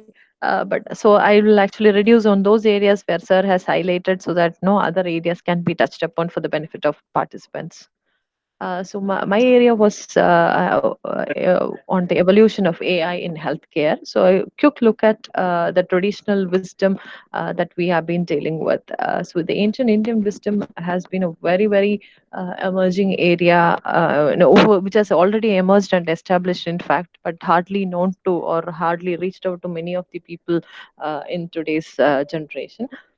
So, if quick look at the Shushruta Maharshi, who was known for the ancient surgery and great medical practitioner, who was solved a lot of problems. So one of those instincts or their experience, if we look, if at all they want to suggest a medicine or cure a person, there it is said or it is written in scriptures, there were never used to be a kind of communication that we do today, and it all happens in a mode of trance, higher super conscious ego of the existence of human beings. So being a human being itself has a different levels of ego and the levels of consciousness, and from where the kind of guidance insights used to be obtained and the whole cure used to happen in place, for, however critical the diseases was. To synonymous to this, today we are dealing with a lot of gadgets, even in the this kind of a forum where we are discussing about artificial intelligence. The intelligence is done as part of the disruptive technology. With this context, we need to look further. I would like to start with a quote, where there is, what is here is also there, and what is there is also here, says Katha Upanishad. Who sees multiplicity, or but do not, be on one indivisible self, must wander on and on from death to death. So this is the reality of life that we are actually dealing with. Amidst this, we also have dealing one of the aspects is artificial intelligence. So this artificial intelligence, though it has, like Vijay sir has been talking about, it has percolated almost 50% of the industry is moving now into AI, and there are a lot of research scope. Definitely, that is very true. In spite of that, AI is entering more into the world, but we need more of emotional intelligence, and that is where I would like to add the last part of Vijay sir's slide, where he mentioned about the mental health. Even in this pandemic where we are dealing with today, there are a lot of mental health, and even ourselves, our students are also facing the kind of social isolation in the learning context. So peer group learning and the cognitive learning, what they are missing is a very a kind of a very important, a very serious irreparable aspect that we need to actually look at. So emotional intelligence is very important, and more of this kind of intelligence is needed in the case of leadership. And I know I borrowed these words from Amit Ray, who's also a very famous AI scientist, at the same time a very good author on the book Compassionate Artificial Intelligence. We cannot also ignore at the same time what the famous futurist and the theoretical physicist and the author Stephen Hawking's words: success in creating AI would be the biggest event in the human history. Unfortunately, it might also be the last, unless we learn how to avoid the risk. So there is a tremendous thrust that is kept in these lines. If you look at the emotional intelligence, and the kind of risk avoidance, what do we need to avoid risk is nothing but what is told in the Katha Upanishads. To remember the multiplicity of existence among all this duality, but remember the undivided self that exists or wander from life after life. So this is one angle that I would like to keep, or kind of seed that I would like to plant in all the participants, in spite of the kind of AI discussions that we are going to keep. So there is more than AI that we need to look out, and look into the world for bringing in solutions to the society. uh, Again, if you look at the ancient Indian sciences, Ayurveda is very very prominent, and there are a lot of unknown facts that grew continuously and led to the knowledge of many many things from the ancient scriptures. And if we just look at a small highlights I've kept here, very very small highlights. In fact, even humble highlights. Even the diagnostics was detailed in the scriptures called like the Charaka Samhita, and the surgery detailing how to do the first robotic surgery. Even that those descriptions are available in the Shushruta Samhita. Only thing is now we are using sophisticated machineries for that. The kind of tooling they used it's all worth looking at. Even the metal transitions they did, no, the transmutation of the metal they did, even in a very primitive age where there is no sophisticated technology is worth exploring at this point. Even the kind of preparation of medicines and the methods they used is also worth looking at. Even without the sophistication of this kind of a technology, how well they achieved it. Eh, Looking at another aspect is like, no, there are 13 different names of water based origins and places that they are giving based on the some scientific terminologies. They also looked at the 16 types of sugar that was categorized based on the origin. Today we most prominently we are all exposed to the brown sugar and the white sugar that we use, and the white sugar is again backed by a lot of chemical process, and this is again leading to the major diseases that we face today. So this is one side of the study. At the same time, even a lot of descriptive studies have gone in from our ancient wisdom, and these are the major areas of classification. If we look at the ancient Indian wisdom. So we have the general medicine, then the surgery, then sociology and medicine. Even today, if you look at the artificial intelligence, is also touching upon these areas. This is a one interesting analogy, I came across when I started exploring more about the AI into the healthcare applications. It's very very interesting to understand these kind of things. And looking at the ego part, so this is for a human being. If you look now, these are the three egos that one would possess. So consciousness part is where the you have a present awareness, and the pre-conscious part is where you can accessible even things outside your consciousness, and unconscious part is the majority of the part where uh, uh, even you can also say to a great extent, we ourselves doesn't know completely about ourselves. So this is the blind part of it. So whatever artificial intelligence has been been able to code or translate is only onto this upper half probably.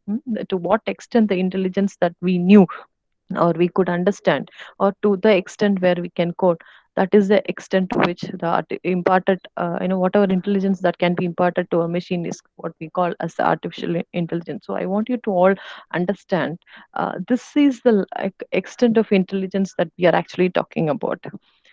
And if you are to create a machine, we human beings possess about, like say, the human brain. It comprises about 10 raised to 12 neurons, and if you look, and it processes about, the cycle time is about 10 raised to minus 3 seconds if you are really sharp enough. And the complex machines that we could probably think of, it's of the order of 10 raised to 8, with a supercomputing facility of 10 raised to 12 bits, and the cycle time is almost 10 raised to 9. So this is a great creation of how the kind of an analogy of human brain and the artificial intelligence that we are talking about. uh, the kind of existence and the state of play is very very similar to what we saw in the Upanishad said, whatever is existing here and whatever is existing there is all the same. It's it's one of the reality that our great Indian wisdom speaks about. And this is the kind of network and the connectivity that we use. So I'm not going into the details of the biological details because this again takes a lot of time to explain. So you can at least understand. So there is a network, and through these axion networks the information terminals are connected, and this is exactly what we have been using in algorithms and structures like ANN that we code and develop about the solution structures that we bring out from the different algorithms. So all whatever we have been doing, it has already been existing, or partly it has been into the existence of nature, and nature has been a great teacher, is what I would like to conclude at this point of time. And with this inspiration, we are moved into a development of the hierarchy of neurons, and then its connection making, and then this leads us or helps us for a long term knowledge. And this is the basis of creation of artificial intelligence. So if you look at the deep learning structure, you right from the image to till your brain captures this as a cat. These are the different levels of hidden layers. Even I think Vijay sir also was trying to touch upon these areas. I was talking about the hidden layers in between, and how we filter these informations is where you have a deeper understanding of what we are actually talking about. The fields of AI, if you look at, it is broadly move into the spectrum it is available. So you have the intelligence system. So basically, these areas are the ones which are very, very broad, which deals only with the rule-based, software systems. So very, very superficial, we can say, at the surface level. Then little more deeper, we have the machine learning, which talks about a little more extended rules and logical terminologies that is being used, and we try to arrive at decisions based on the conclusions of statistics driven data. And into a subfield category, we have a little more deeper level. We have the deep learning, and here you have multiple layers of information, and the information and data extraction is done here, so that the clarity of information that we get is based on the neural analysis. So the neural analysis is what we have seen the structure of a neuron there, and how the information connectivity and the network helps in processing those information and then filtering those information, so that we are able to reach to a more closer space of the real life problem. Then finally, this is the area where you're actually transforming your intelligence. So that is where we say it as the machine thinking area, where it is almost replicating, the functional way of whatever you have transferred, which is very, very similar to what you want to say as how the human brain works, but it's not exactly the level of human brain. So keep that in mind. And quickly you can see, the artificial intelligence and machine learning and the deep learning, how the evolution is quickly done, because my topic is also touching upon the evolutionary part. So the intelligence of making machines and programs was limited to 1970s, and then early 2000 to 2016 you can see that machine learning has been evolving, and it started getting programmed in a little more explicit way, you can say. Then the learning based deep learning neural networks started evolving. ANN, you see, would have, artificial neural networks have been applied to any unstructured areas where you can actually bring out the data filtration and extraction and connectivity, so that you're able to bring anything that can be modeled into this neural network problem. With you can add weightages and you start bringing in solutions to these areas. And quickly look at the kind of, we talk about a lot on the industry 4 and industry. We are in the transition period of industry 4.0 to 4.5, and here quick look at how the transformation of technology happened right from the 17th century, from steam power to mass production to the computing. There has been a very, very gradual growth. But if you look at the growth from the third generation to the fourth generation, the gap is really high, and a lot of unpredictability and a lot of uncertainties predicted by the futurist.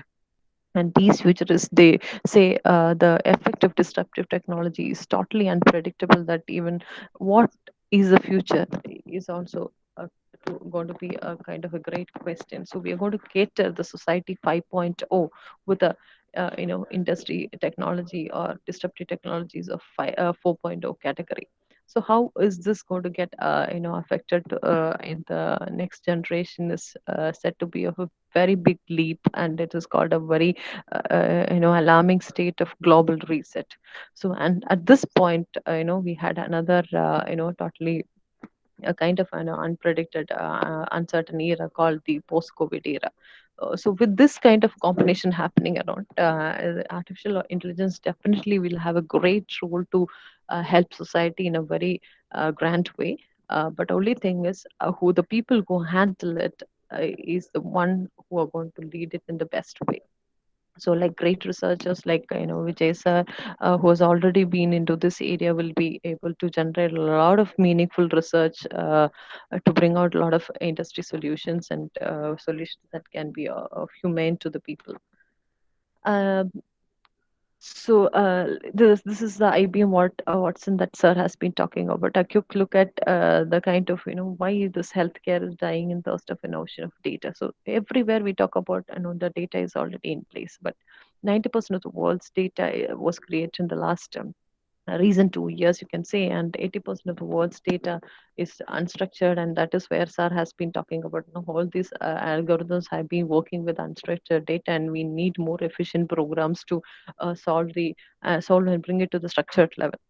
But you can also see 1 in 5 which is getting diagnosed is suffering, and the world statistics say about like 58% of the American statistics that was recently published in 2018. It said about for 58% of the people die because of the errors in the diagnostics.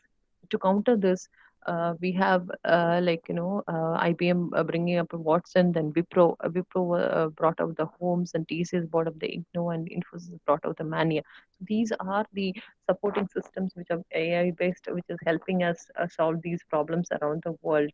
And many clinical trials are being done across the world, and compared to the IBM Watson, the Wipro Homes were supposed to, I mean, we are trying to, was created here in our own country, and where they're trying to reach out, make it accessible to the common man. So that was the agenda, how the the Watson getting transformed into a homes scenario here. So even our country has a great potential of bringing something of connected with the Atmanirbhar Bharat, that we can create our own systems for the creating a better society.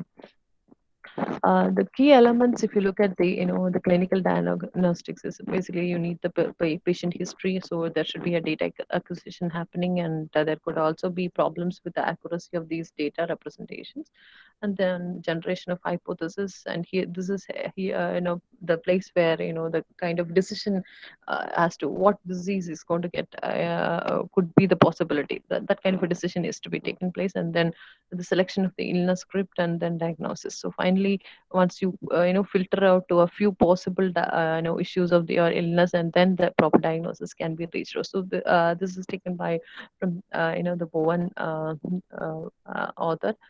He says like the knowledge, context, and experience is something that needs to be imparted to the Watson system, and that is how they are trying to solve it. But this is one area where I would like to bring in an example of one of my friends who have been diagnosed. While he's a kid, he was diagnosed as a having a very huge hip pain, and suddenly looking at the pain, and the doctor had the impression that he's suffering from appendicitis problem.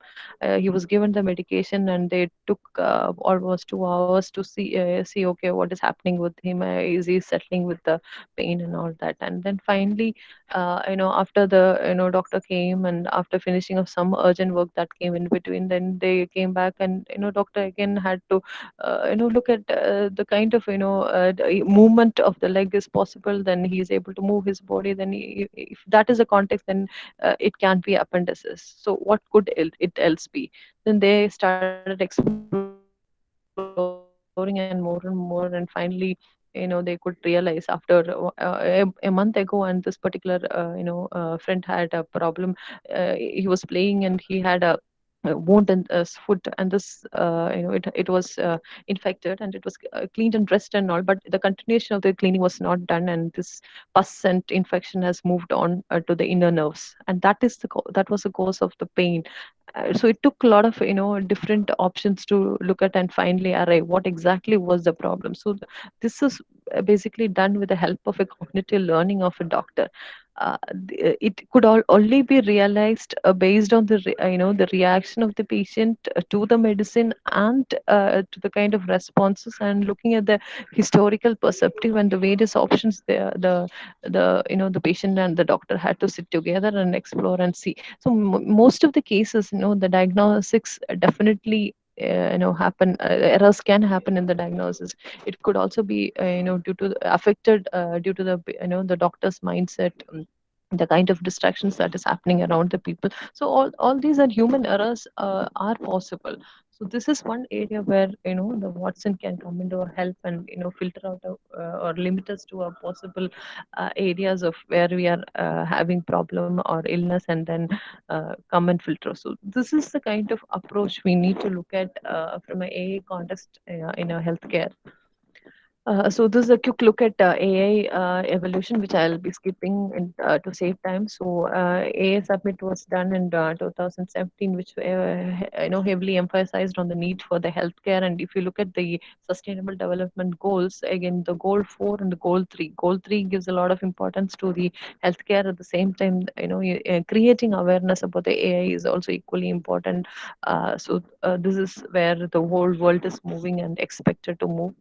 To define AI now is like the artificial intelligence is sometimes also called as a machine intelligence, or it's one of the early definitions, and talks about imparting your intelligence or the cognitive functions to a machine for solving the problems is the definition of AI.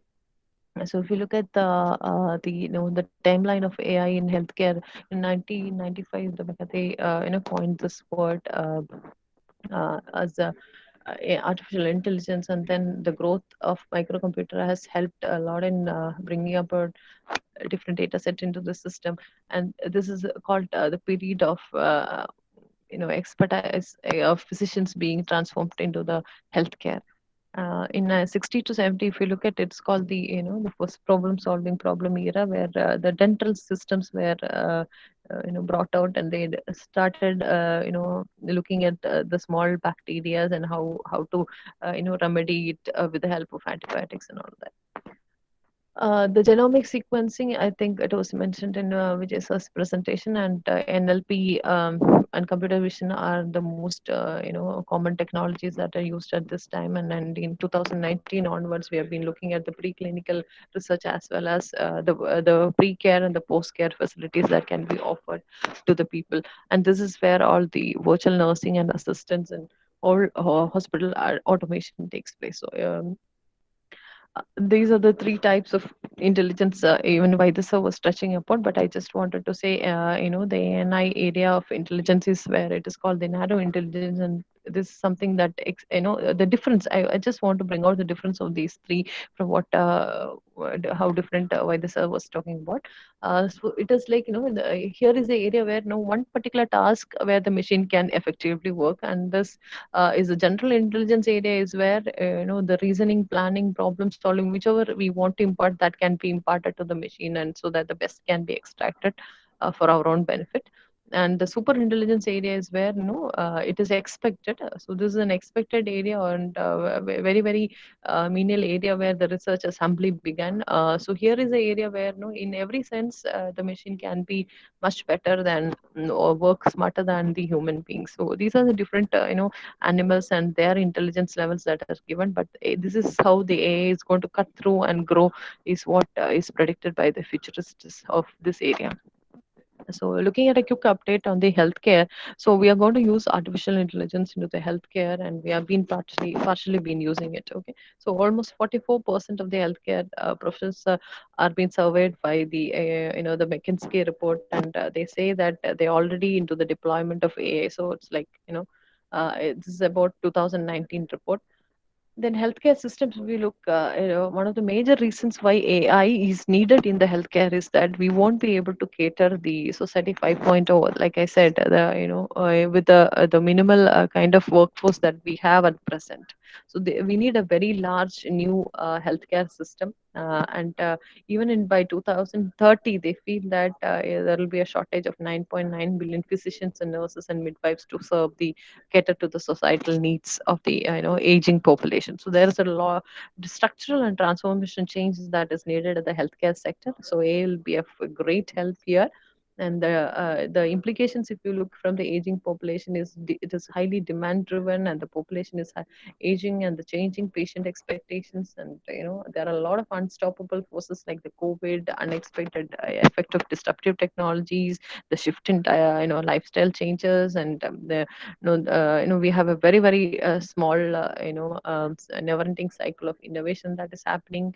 So with all these in place, we need better and efficient systems. And today, more data, better data, and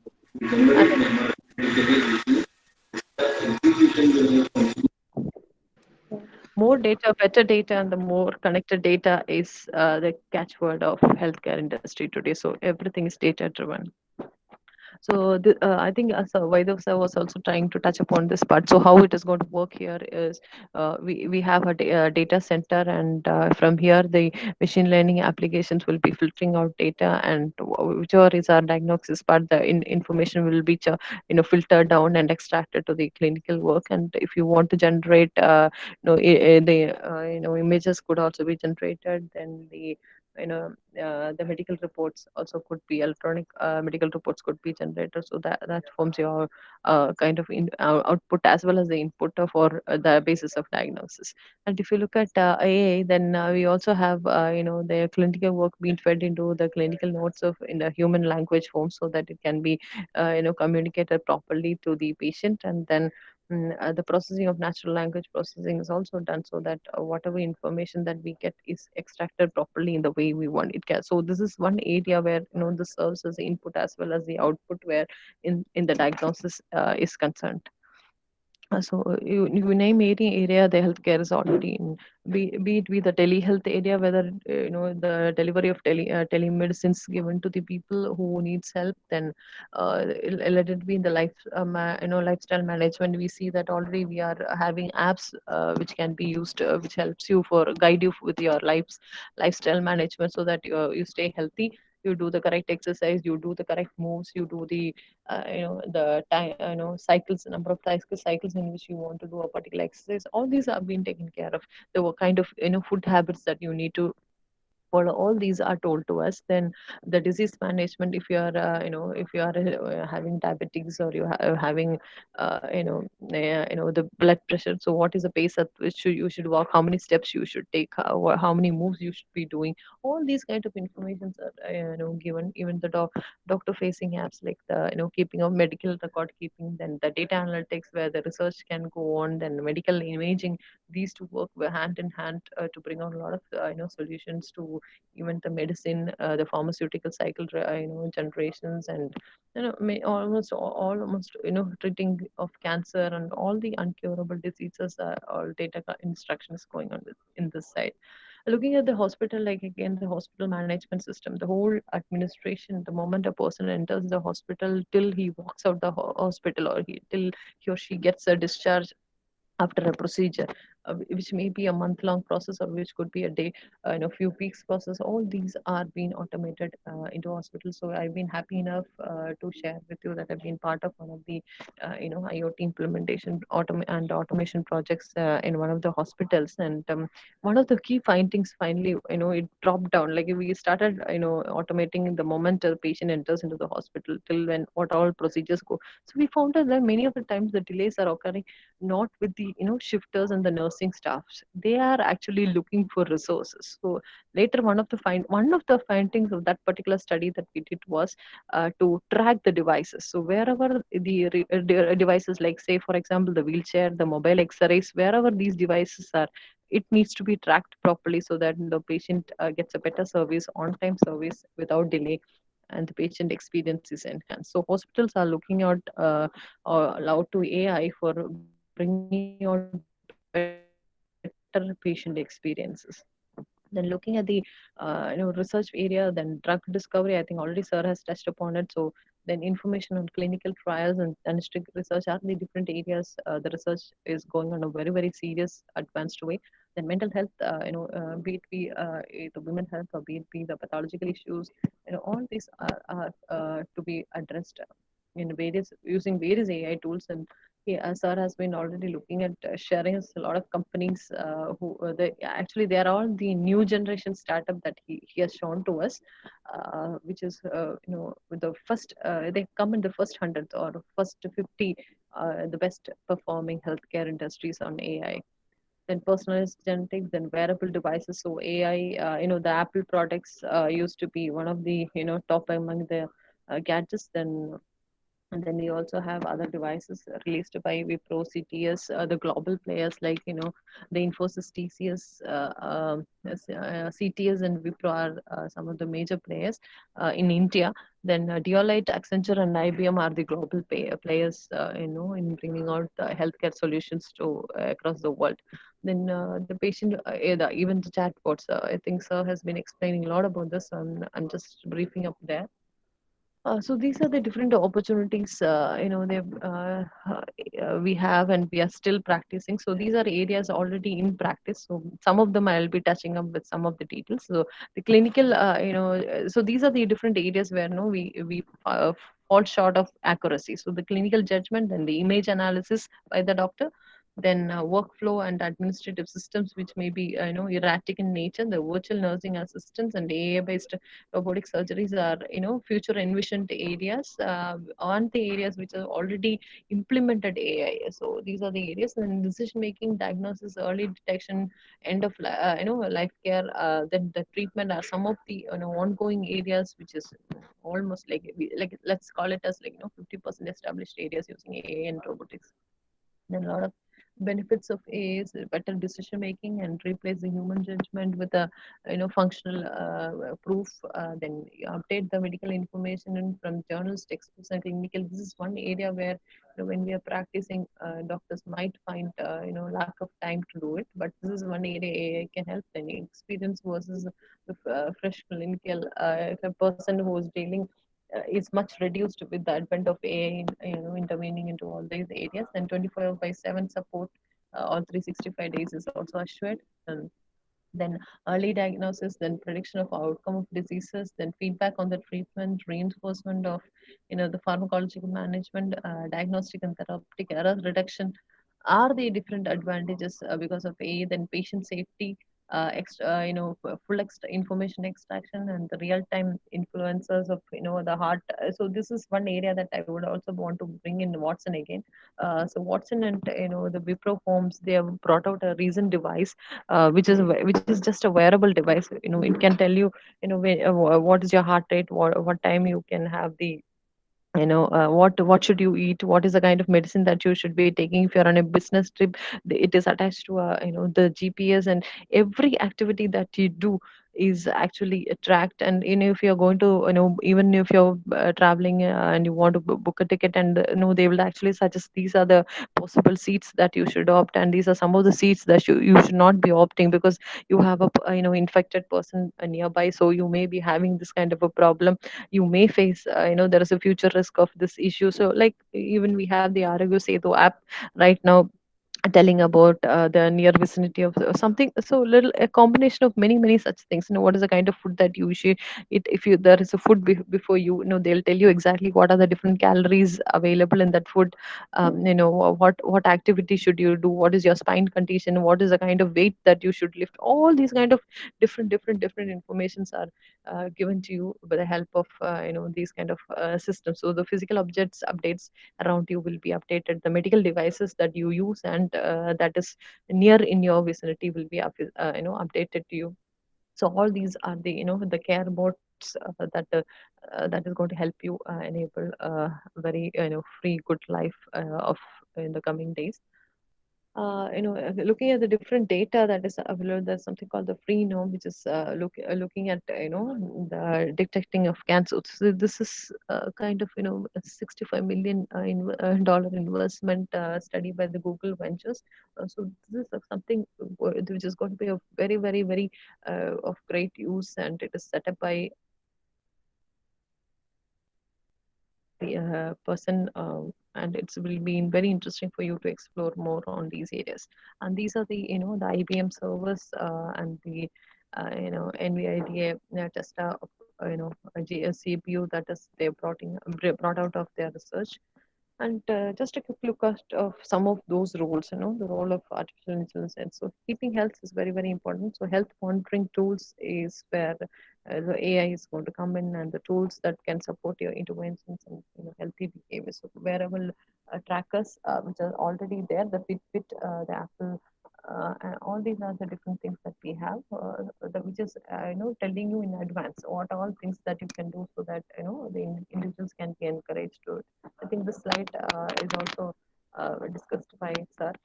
Then, if you look at the early detection, so oncology is the one area where the AI is going to be of great help. So medical chatbots are going to give the high quality information, and they're going to give with a lot of assurance and answers, which is reassuring in its nature, to bring out the present situation of cancer safety, society, how the society is dealing with, and how this kind of how what is the level of accuracy with which these systems are going to give. Because once we do a kind of a say scanning, we'll have to wait for hours and hours and to meet the doctor, and then get a conclusion from the doctor's side to hear. But these kind of things are drastically the time is reduced, and the moment you are out of your scanning, probably within seconds you can get the answer. This is the kind in which we are going to move. And they looking at the diagnosis again, a lot of this one case about the retinopathy, that is diabetic retinopathy, that has been great support in Africa with the help of AIDS. So with the help of medical imaging, they have brought out the quick solutions to these kind of issues, and they're able to predict it in advance, so where and when they're having a problem. Again, the decision making, the digital consultations of a great help, especially in countries like UA. The medical consultation itself is like huge problem, or like accessibility issues are there, and the cost that can be afforded is also very, very difficult. So these areas where the dermatology based solutions are easily brought out, and the various conditions of issues and the related problems are also being brought out. The urgent care, they categorize actually into the urgent care and the primary care based on the symptoms. All these are actually data bases that are released for the benefit of society, so they can actually train the neural networks, convolutional neural networks, and they used about like 129,450 clinical data sets and images to classify the different types of cancer. The skin disease or the skin cancer is a very, very complex situation. To classify and filter out and to reach correct judgment is a very difficult area. So this is how this is actually again published with a Nature article. You can actually read it later at your own convenience. So I am sure many of you will be doing the screenshots, so it will be of great help to you all. Then these are the different best performing healthcare areas that sir has been detailed to you on. So I'll skip that slide. So emergencies are another area. So the emergency and the medical personal help, that is a very, very limited area in the modern healthcare, and people are more, the population is more, and the expertise is less. So this is an area where this kind of technology intervention can be of a great boon. In the treatment care, again, the precision medicine is one area that I would like to highlight.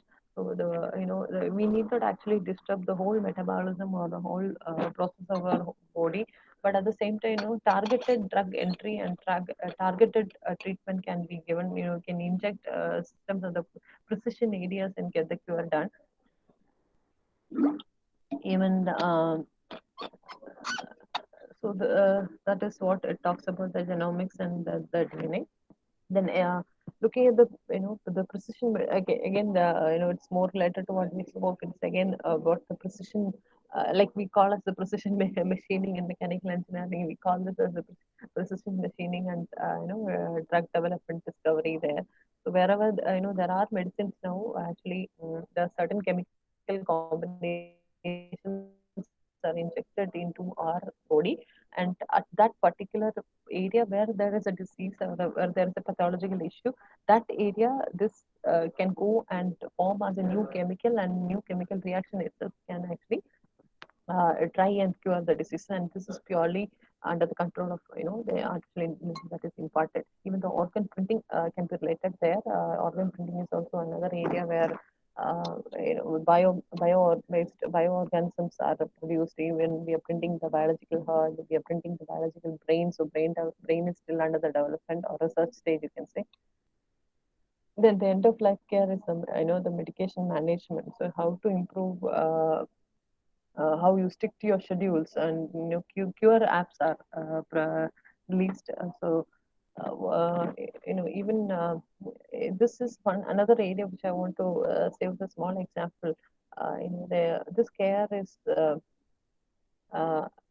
it's the small the dying process that has been happening, say for example the dementia, the Alzheimer's, or the kind of heart failure, whatever we are going to experience, this the rate is actually monitored, and uh, precautions are also suggested with the help.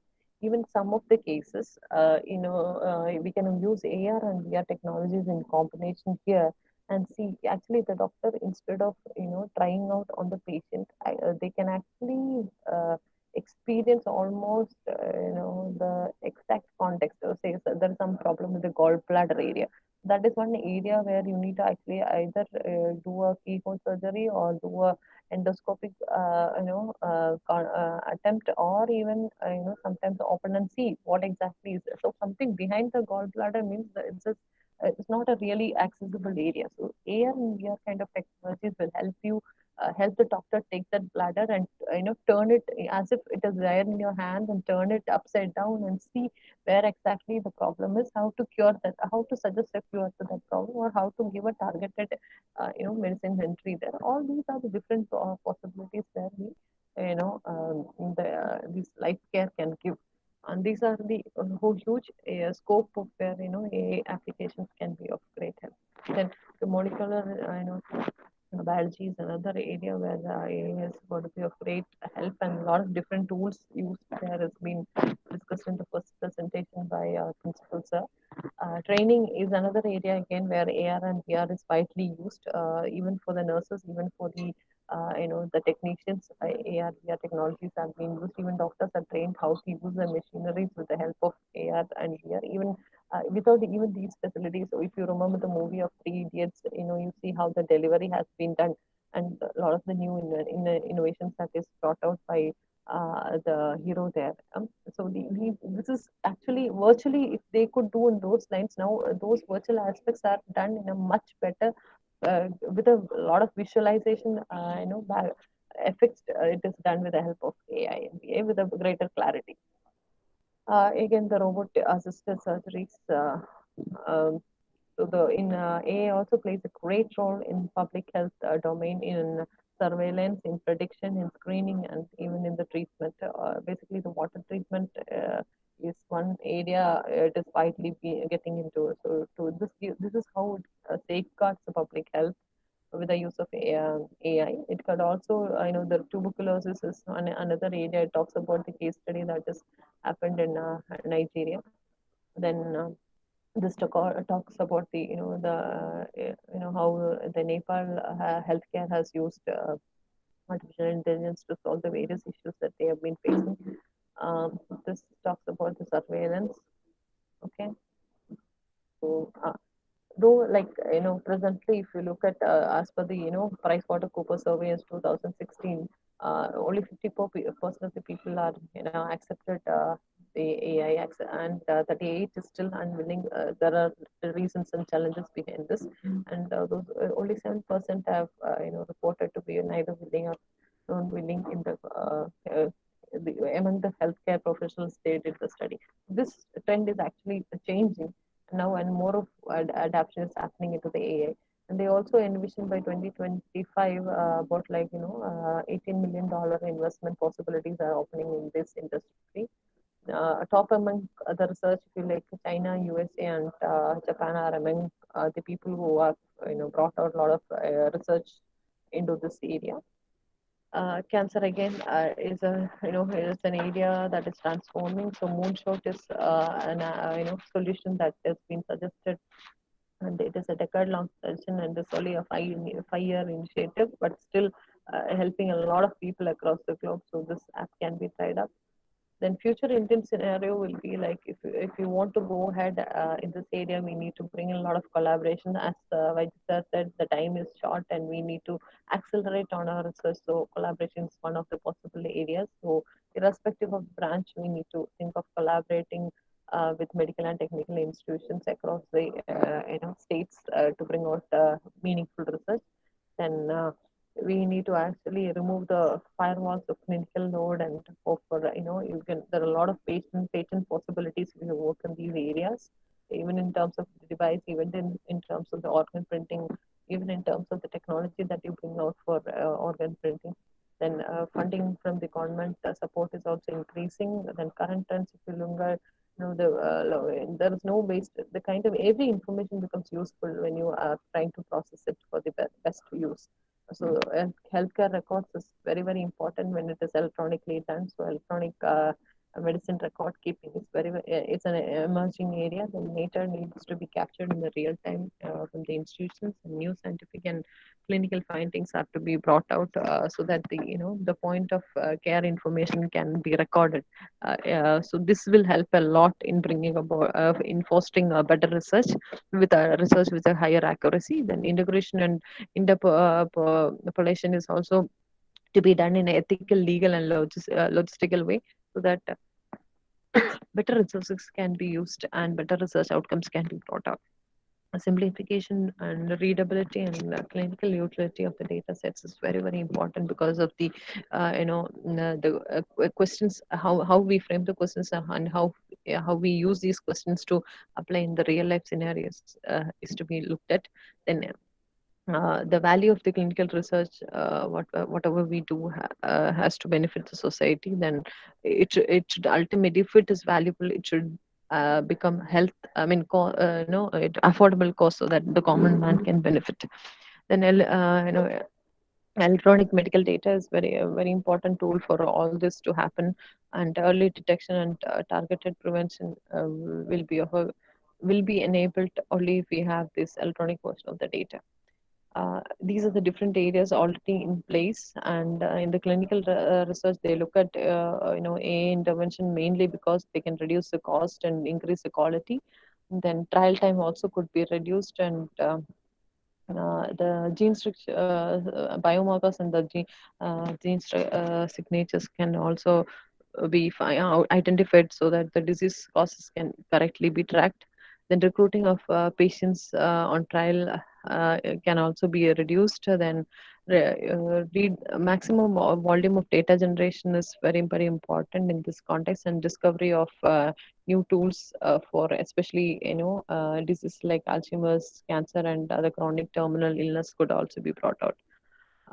So this I'll just skip. So looking at these various opportunities, AI is likely to be the best thing to happen for the humanity, is Stephen Hawking says, and Elon Musk says, if I had to guess at what our biggest essential threat is, it will be probably AI. Why he said so? These are some of the food for thoughts that I would like to leave with the audience. And when a few people have control of the platform of extreme intelligence, it creates dangers in terms of power and control, says Bill Gates. And Elon Musk also says he actually brought out a venture to merge the human brain with AI. So there will definitely be a missing piece, and this is that missing piece that we need to actually find out. It could probably be found out with the help of AGI by 2030, or in between by 60s. So there are definitely a lot of challenges to AI. Some of them are like the lack of enabling data ecosystem that could be made possible even at the hospitals or at the research centers, or at the or training the people who are involved, like the nurses, the shifters, the staff that is supporting staff that is there at the hospitals. Then the low intensity of the AI research is it's again this is one of the areas where why the data collection is important and electronic data is important, becoming important because of this. So this is one of the challenges at present that we are facing. Most of the diseases we don't have enough data. So if we have enough data, probably we can build up a lot of different analysis and find out make the AI more efficient. Then inadequate availability of the expertise, expertise, then technology and its research. Okay. Then high resource cost is another challenge that implementation of AI is limping. Then low awareness among people. Like we see that there's still adopters of AI is very less. How to encourage them, how to create awareness and bring them to an area where it can be of fruitful research, made of fruitful research. Then unclear areas, then privacy, unclear clarity, low clarity on the privacy, then security and ethical regulations are also different concerns why AI is not getting accepted so easily. Then and there is also like the IPR is not so attractive over the years, and but now the policies are getting changed. So that is a huge generation of IPR possibilities are opening up. So government is alone is not enough. We all need to support and grow with this process.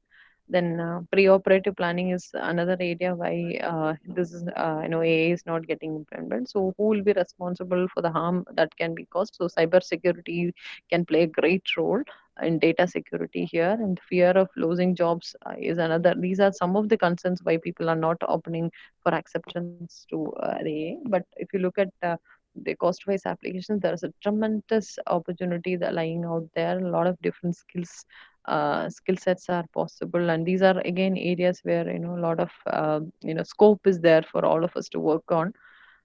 Then if you look at the future of asthma, this could probably all will be a machine driven area, and finally the patient gets a solution probably from a like, expert personality and the kind of community who have suffered from the similar problems. And here is why the iWatch of Apple becomes very important. You have every possible information available in your wearable device, and this is a tool that the COVID. This is one of the recent cases developed by the Wipro, who they brought out a CT scanner which can actually look at identify the COVID patient. The COVID scenario has a lot of false positive effect that is created. So that is one of the reasons why accuracy levels went down for COVID positive tests. So here they actually brought out the tool that can detect the COVID through pneumonia, and they brought out solutions. They could actually predict with 95% accuracy and 2% false cases in 5 seconds. So this is how effective the kind of AI based CT scanner system that they have developed. And in a nutshell, these are the different terminologies that we are going to deal in future into the healthcare system.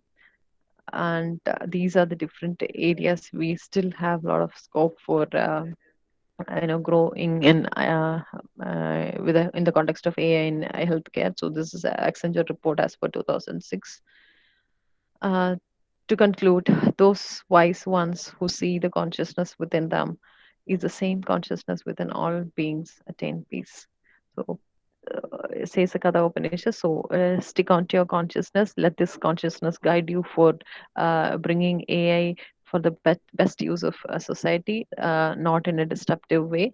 Barring the disruptive way, you are able to reduce the risk to the humanity. At the same time, create AI in healthcare for the betterment of society. So this is another good book worth exploring to understand the philosophy of AI in healthcare. So Deep Medicine it is called. It's a very nice book to read through.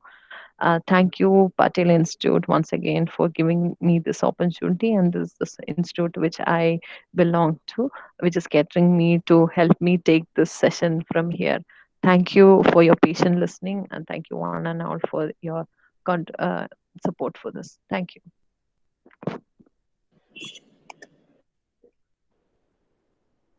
much, ma'am, for such an insightful session. Definitely, we had a lot of learning, and we assure you that we would make use of this in future. Thank you, ma'am. Thank you so much. Now, I would like to invite our principal, sir, to share his valuable thoughts over this lecture. Already the great thought has been shared by Dr. Nidhi Madam. So wonderful expressions of all the AI enabled or AI based systems, and ending with the pure consciousness, the world within and outside is the same, giving the conscious state and consciously spelling out about the unconsciousness and subconsciousness and the role the AI, whether AI will be able to justify the intelligence in the human, or it will exceed the human intelligence. This is again the questions mark. The potential prospective or the cognitive thinking, higher order thinking or the lower order thinking, embedding this cognitive ability into the machine, like as a human intelligence, will be, again the challenge and trigger to the researchers, innovators, and it's a good opening for everybody to, the work upon. The talented, all the 70 participants, must have got the greater and better impact of this AI presentation given by Dr. Nidhi Madam. If I would have, known that this kind of the presentation, I would not have given my presentation. It is so wonderful presentation Dr. Nidhi Madam has mentioned. Wonderfully, all 100% insights about the AI impacted onto the healthcare, has been properly explored in a very lucid and very systematic and good manner. So I would like to congratulate Dr. Nidhi for very thorough presentations and was very nicely presented systematically. So that your last line speaks about the, outer consciousness is blending with this inner consciousness. Generally, this is Katha Upanishada you have mentioned about that. It is nothing but talking about the law of pure potentiality. So whenever the subconscious, deep subconscious mind, where does it resides into the body, all the AI enabled, all systems may not be able to really detect the characteristics and the wisdom out of this subconscious printing, because we know that where this is always the question of the cognitive bioneuroscience. All the neuroscientists in the world are struggling to understand the subconscious phenomena where it is happening. But again, it is with respect to the cognitive bioneuroscientific approach, where body, mind, and spirits works together. So that's why I would like to have some interpretations about your presentation. But AI has to do a lot to enable the AI. All the researcher has to work a lot. So this was my few lines that ma'am have wanted me to talk about this. But overall, I would like to congratulate Dr. Nidhi. Really very happy to have you here in this particular DY Patil College of Engineering platform. So it's a very wonderful platform for all the researcher. So I welcome once again everybody, and would like to conclude here. Thank you very much. Thank you, sir.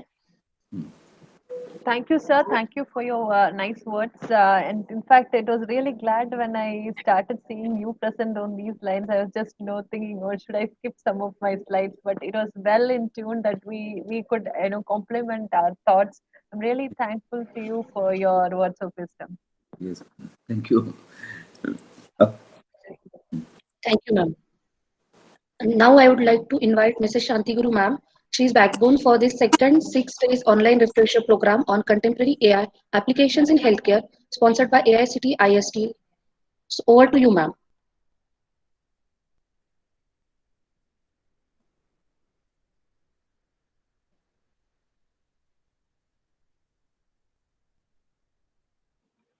Yes, ma'am. Yes, ma'am.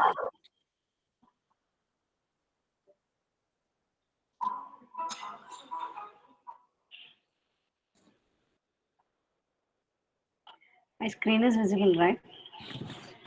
Yes, ma'am. Your screen is visible. Good morning, one and all. Firstly, I would like to extend our gratitude to AICTE and ISTE for permitting us to conduct AI refresher program slot 2. We are happy to share that we are the first college got sanctioned under online format, first of its kind. We successfully completed slot 1 in the month of October, and we were honored with the President of ISTE, Dr. Pratap Singh Sir, during inaugural function, and Professor Vijay Vaidya Sir graced our valedictory function of slot 1. Now I will be giving a glance on execution of slot 2. After this inaugural function, we will be having session 2 from 2 to 4, which will be conducted by Mr. Tushar Kute, researcher and trainer, MITU skillologist. He will be giving hands-on training on Python programming. After that, there will be a day-wise feedback and day-wise quiz conducted on all 6 days. On day 2, session 1, we will have with us Mr. Uday Zorkar, founder and CEO, Mantra Media Private Limited, and he will be delivering lecture on innovative ideas and market opportunities in healthcare. And for 1 hour, he will be conducting a session for 1 hour, and then we have Mr. Tarun Datta, lead data scientist, Persistent System Limited, will be giving session on AI in healthcare. Again, we will have Mr. Tushar Kute, researcher and trainer, MITU skillologist Pune, will be delivering hands-on training on Python data analytics. On third day, which is 9th December, morning session will be completely 2 hours will be conducted by Dr. Parishik Mahali sir, professor and head computer engineering department, SKNCOE, will be delivering session on AI in healthcare. Session 2 will be from 2 to 4 p.m. Again, we will have Mr. Tushar Kute will be giving hands-on training on predictive analytics on healthcare data set using machine learning. Day 4, session 1 will be having Dr. Deepthi Patil ma'am, associate professor, Cummins College of Engineering for Women, Pune, will be delivering session on healthcare informatics, which will be 2 sessions. And we here just projected sessions of morning and afternoon, and every day we'll be having 2 hour sessions in the morning and 2 hours in the afternoon.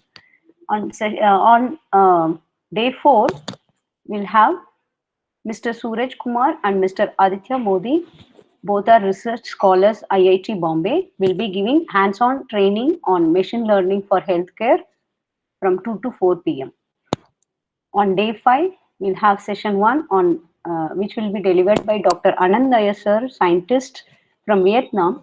He already gave a session in slot 1. We got a very huge response, and all the participants were asking for his contact number and all sort of connections to Dr. Anand Nair sir. We had a very great response from participants. So we invited him again for this slot as well. We'll be delivering session on artificial intelligence in healthcare and case studies on COVID-19. On same day, session 2 will be followed by Suraj Kumar and Mr. Aditya Modi, research scholars from IIT Bombay, will be giving hands-on training on machine learning for healthcare.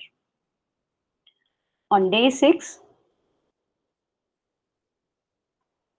we'll have scientist Dr. Kashinath Kokin sir from DRDO Pune, will be delivering mental health and emotional balance in the era of AI. Followed by, there will be a feedback session every day, and this will be the feedback of day 6, and there will be a final exam from 12 to 1 p.m., which will be before valedictory function. And I would like to mention here very important point. There will be a day-wise quiz, which is for learning outcome of the day, that particular day topic, and final exam is for eligibility for certification. The eligibility criteria for certification is minimum 80% of attendance and minimum 60% marks in final exam. And there is a request from our side to the participants that they have to uh, join everyday session only through the registered mail ID to avoid the confusions while analyzing the attendance.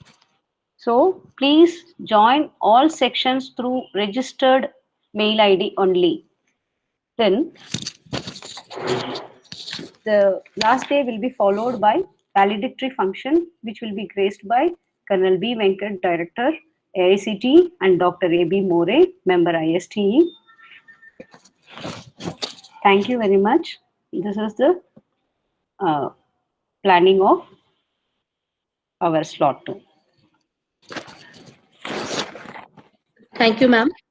Thank you, Thank you. Shanti ma'am. Yes, thank you, Deepali. Thank you. Yes, ma'am. Now we are moving to the end of first session. So, acknowledging the good that you already have in your life is the foundation for all abundance, said by Eckhart Tolle.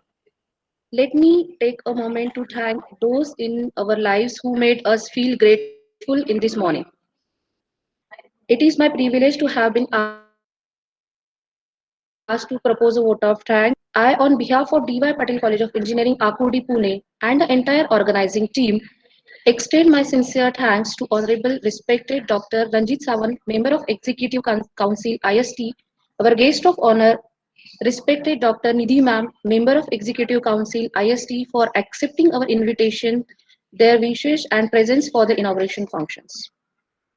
I extend my humble thanks to Honorable Sri Satish Patil Sir, Vice President and Chairman, Dr. D.Y. Patil Educational Complex, Akurdi, Pune, Minister of State for Home, Housing, Transport, Information Technology, Parliamentary Affairs, and ex-servicemen Welfare Government of Maharashtra. My gratitude to Honorable Colonel S.K. Joshi Sir, Campus Director, Dr. D.Y. Patil Educational Complex, Akurdi, Pune. I would like to express my deep gratitude to Dr. Vijay Vadai Sir, Principal, Dr. DYPCOE Akurdi, Pune, and Vice Principal Dr. Mrs. P. Malti Ma'am for their guidance, support, and motivation for the planning and execution of this program. My heartfelt thanks to Dr. Vinay Kottavar Sir, Head of Department of Computer Engineering. I would like to thank for the great efforts by Shanti Guru Ma'am and Mrs. Neelam Patil Madam, who are the chief coordinators of the program and made this program happen and to be successful. My sincere thanks HOD of all the departments, deans, and section in charges for their cordial cooperation and kind support for the conduction of this workshop. Talent wins games, but teamwork and intelligence wins championship. I am happy to express a vote of thanks to all the members of the organizing team who worked hard to make this workshop successful. Thanks to all faculty members and staff who extended their help for the planning and execution of this event. I thank all the participants who have participated in great number for this program. My apologies if I missed few names, and thanks to all those who contributed to this workshop. Once again, I thank one and all for your cordial cooperation. Thank you so much. Thank you all. Here I announce the end of session 1. Session 2 would start at 2 p.m. sharp. It's a request to all participants to join session through Google Meet and 1:45 p.m. Thank you all.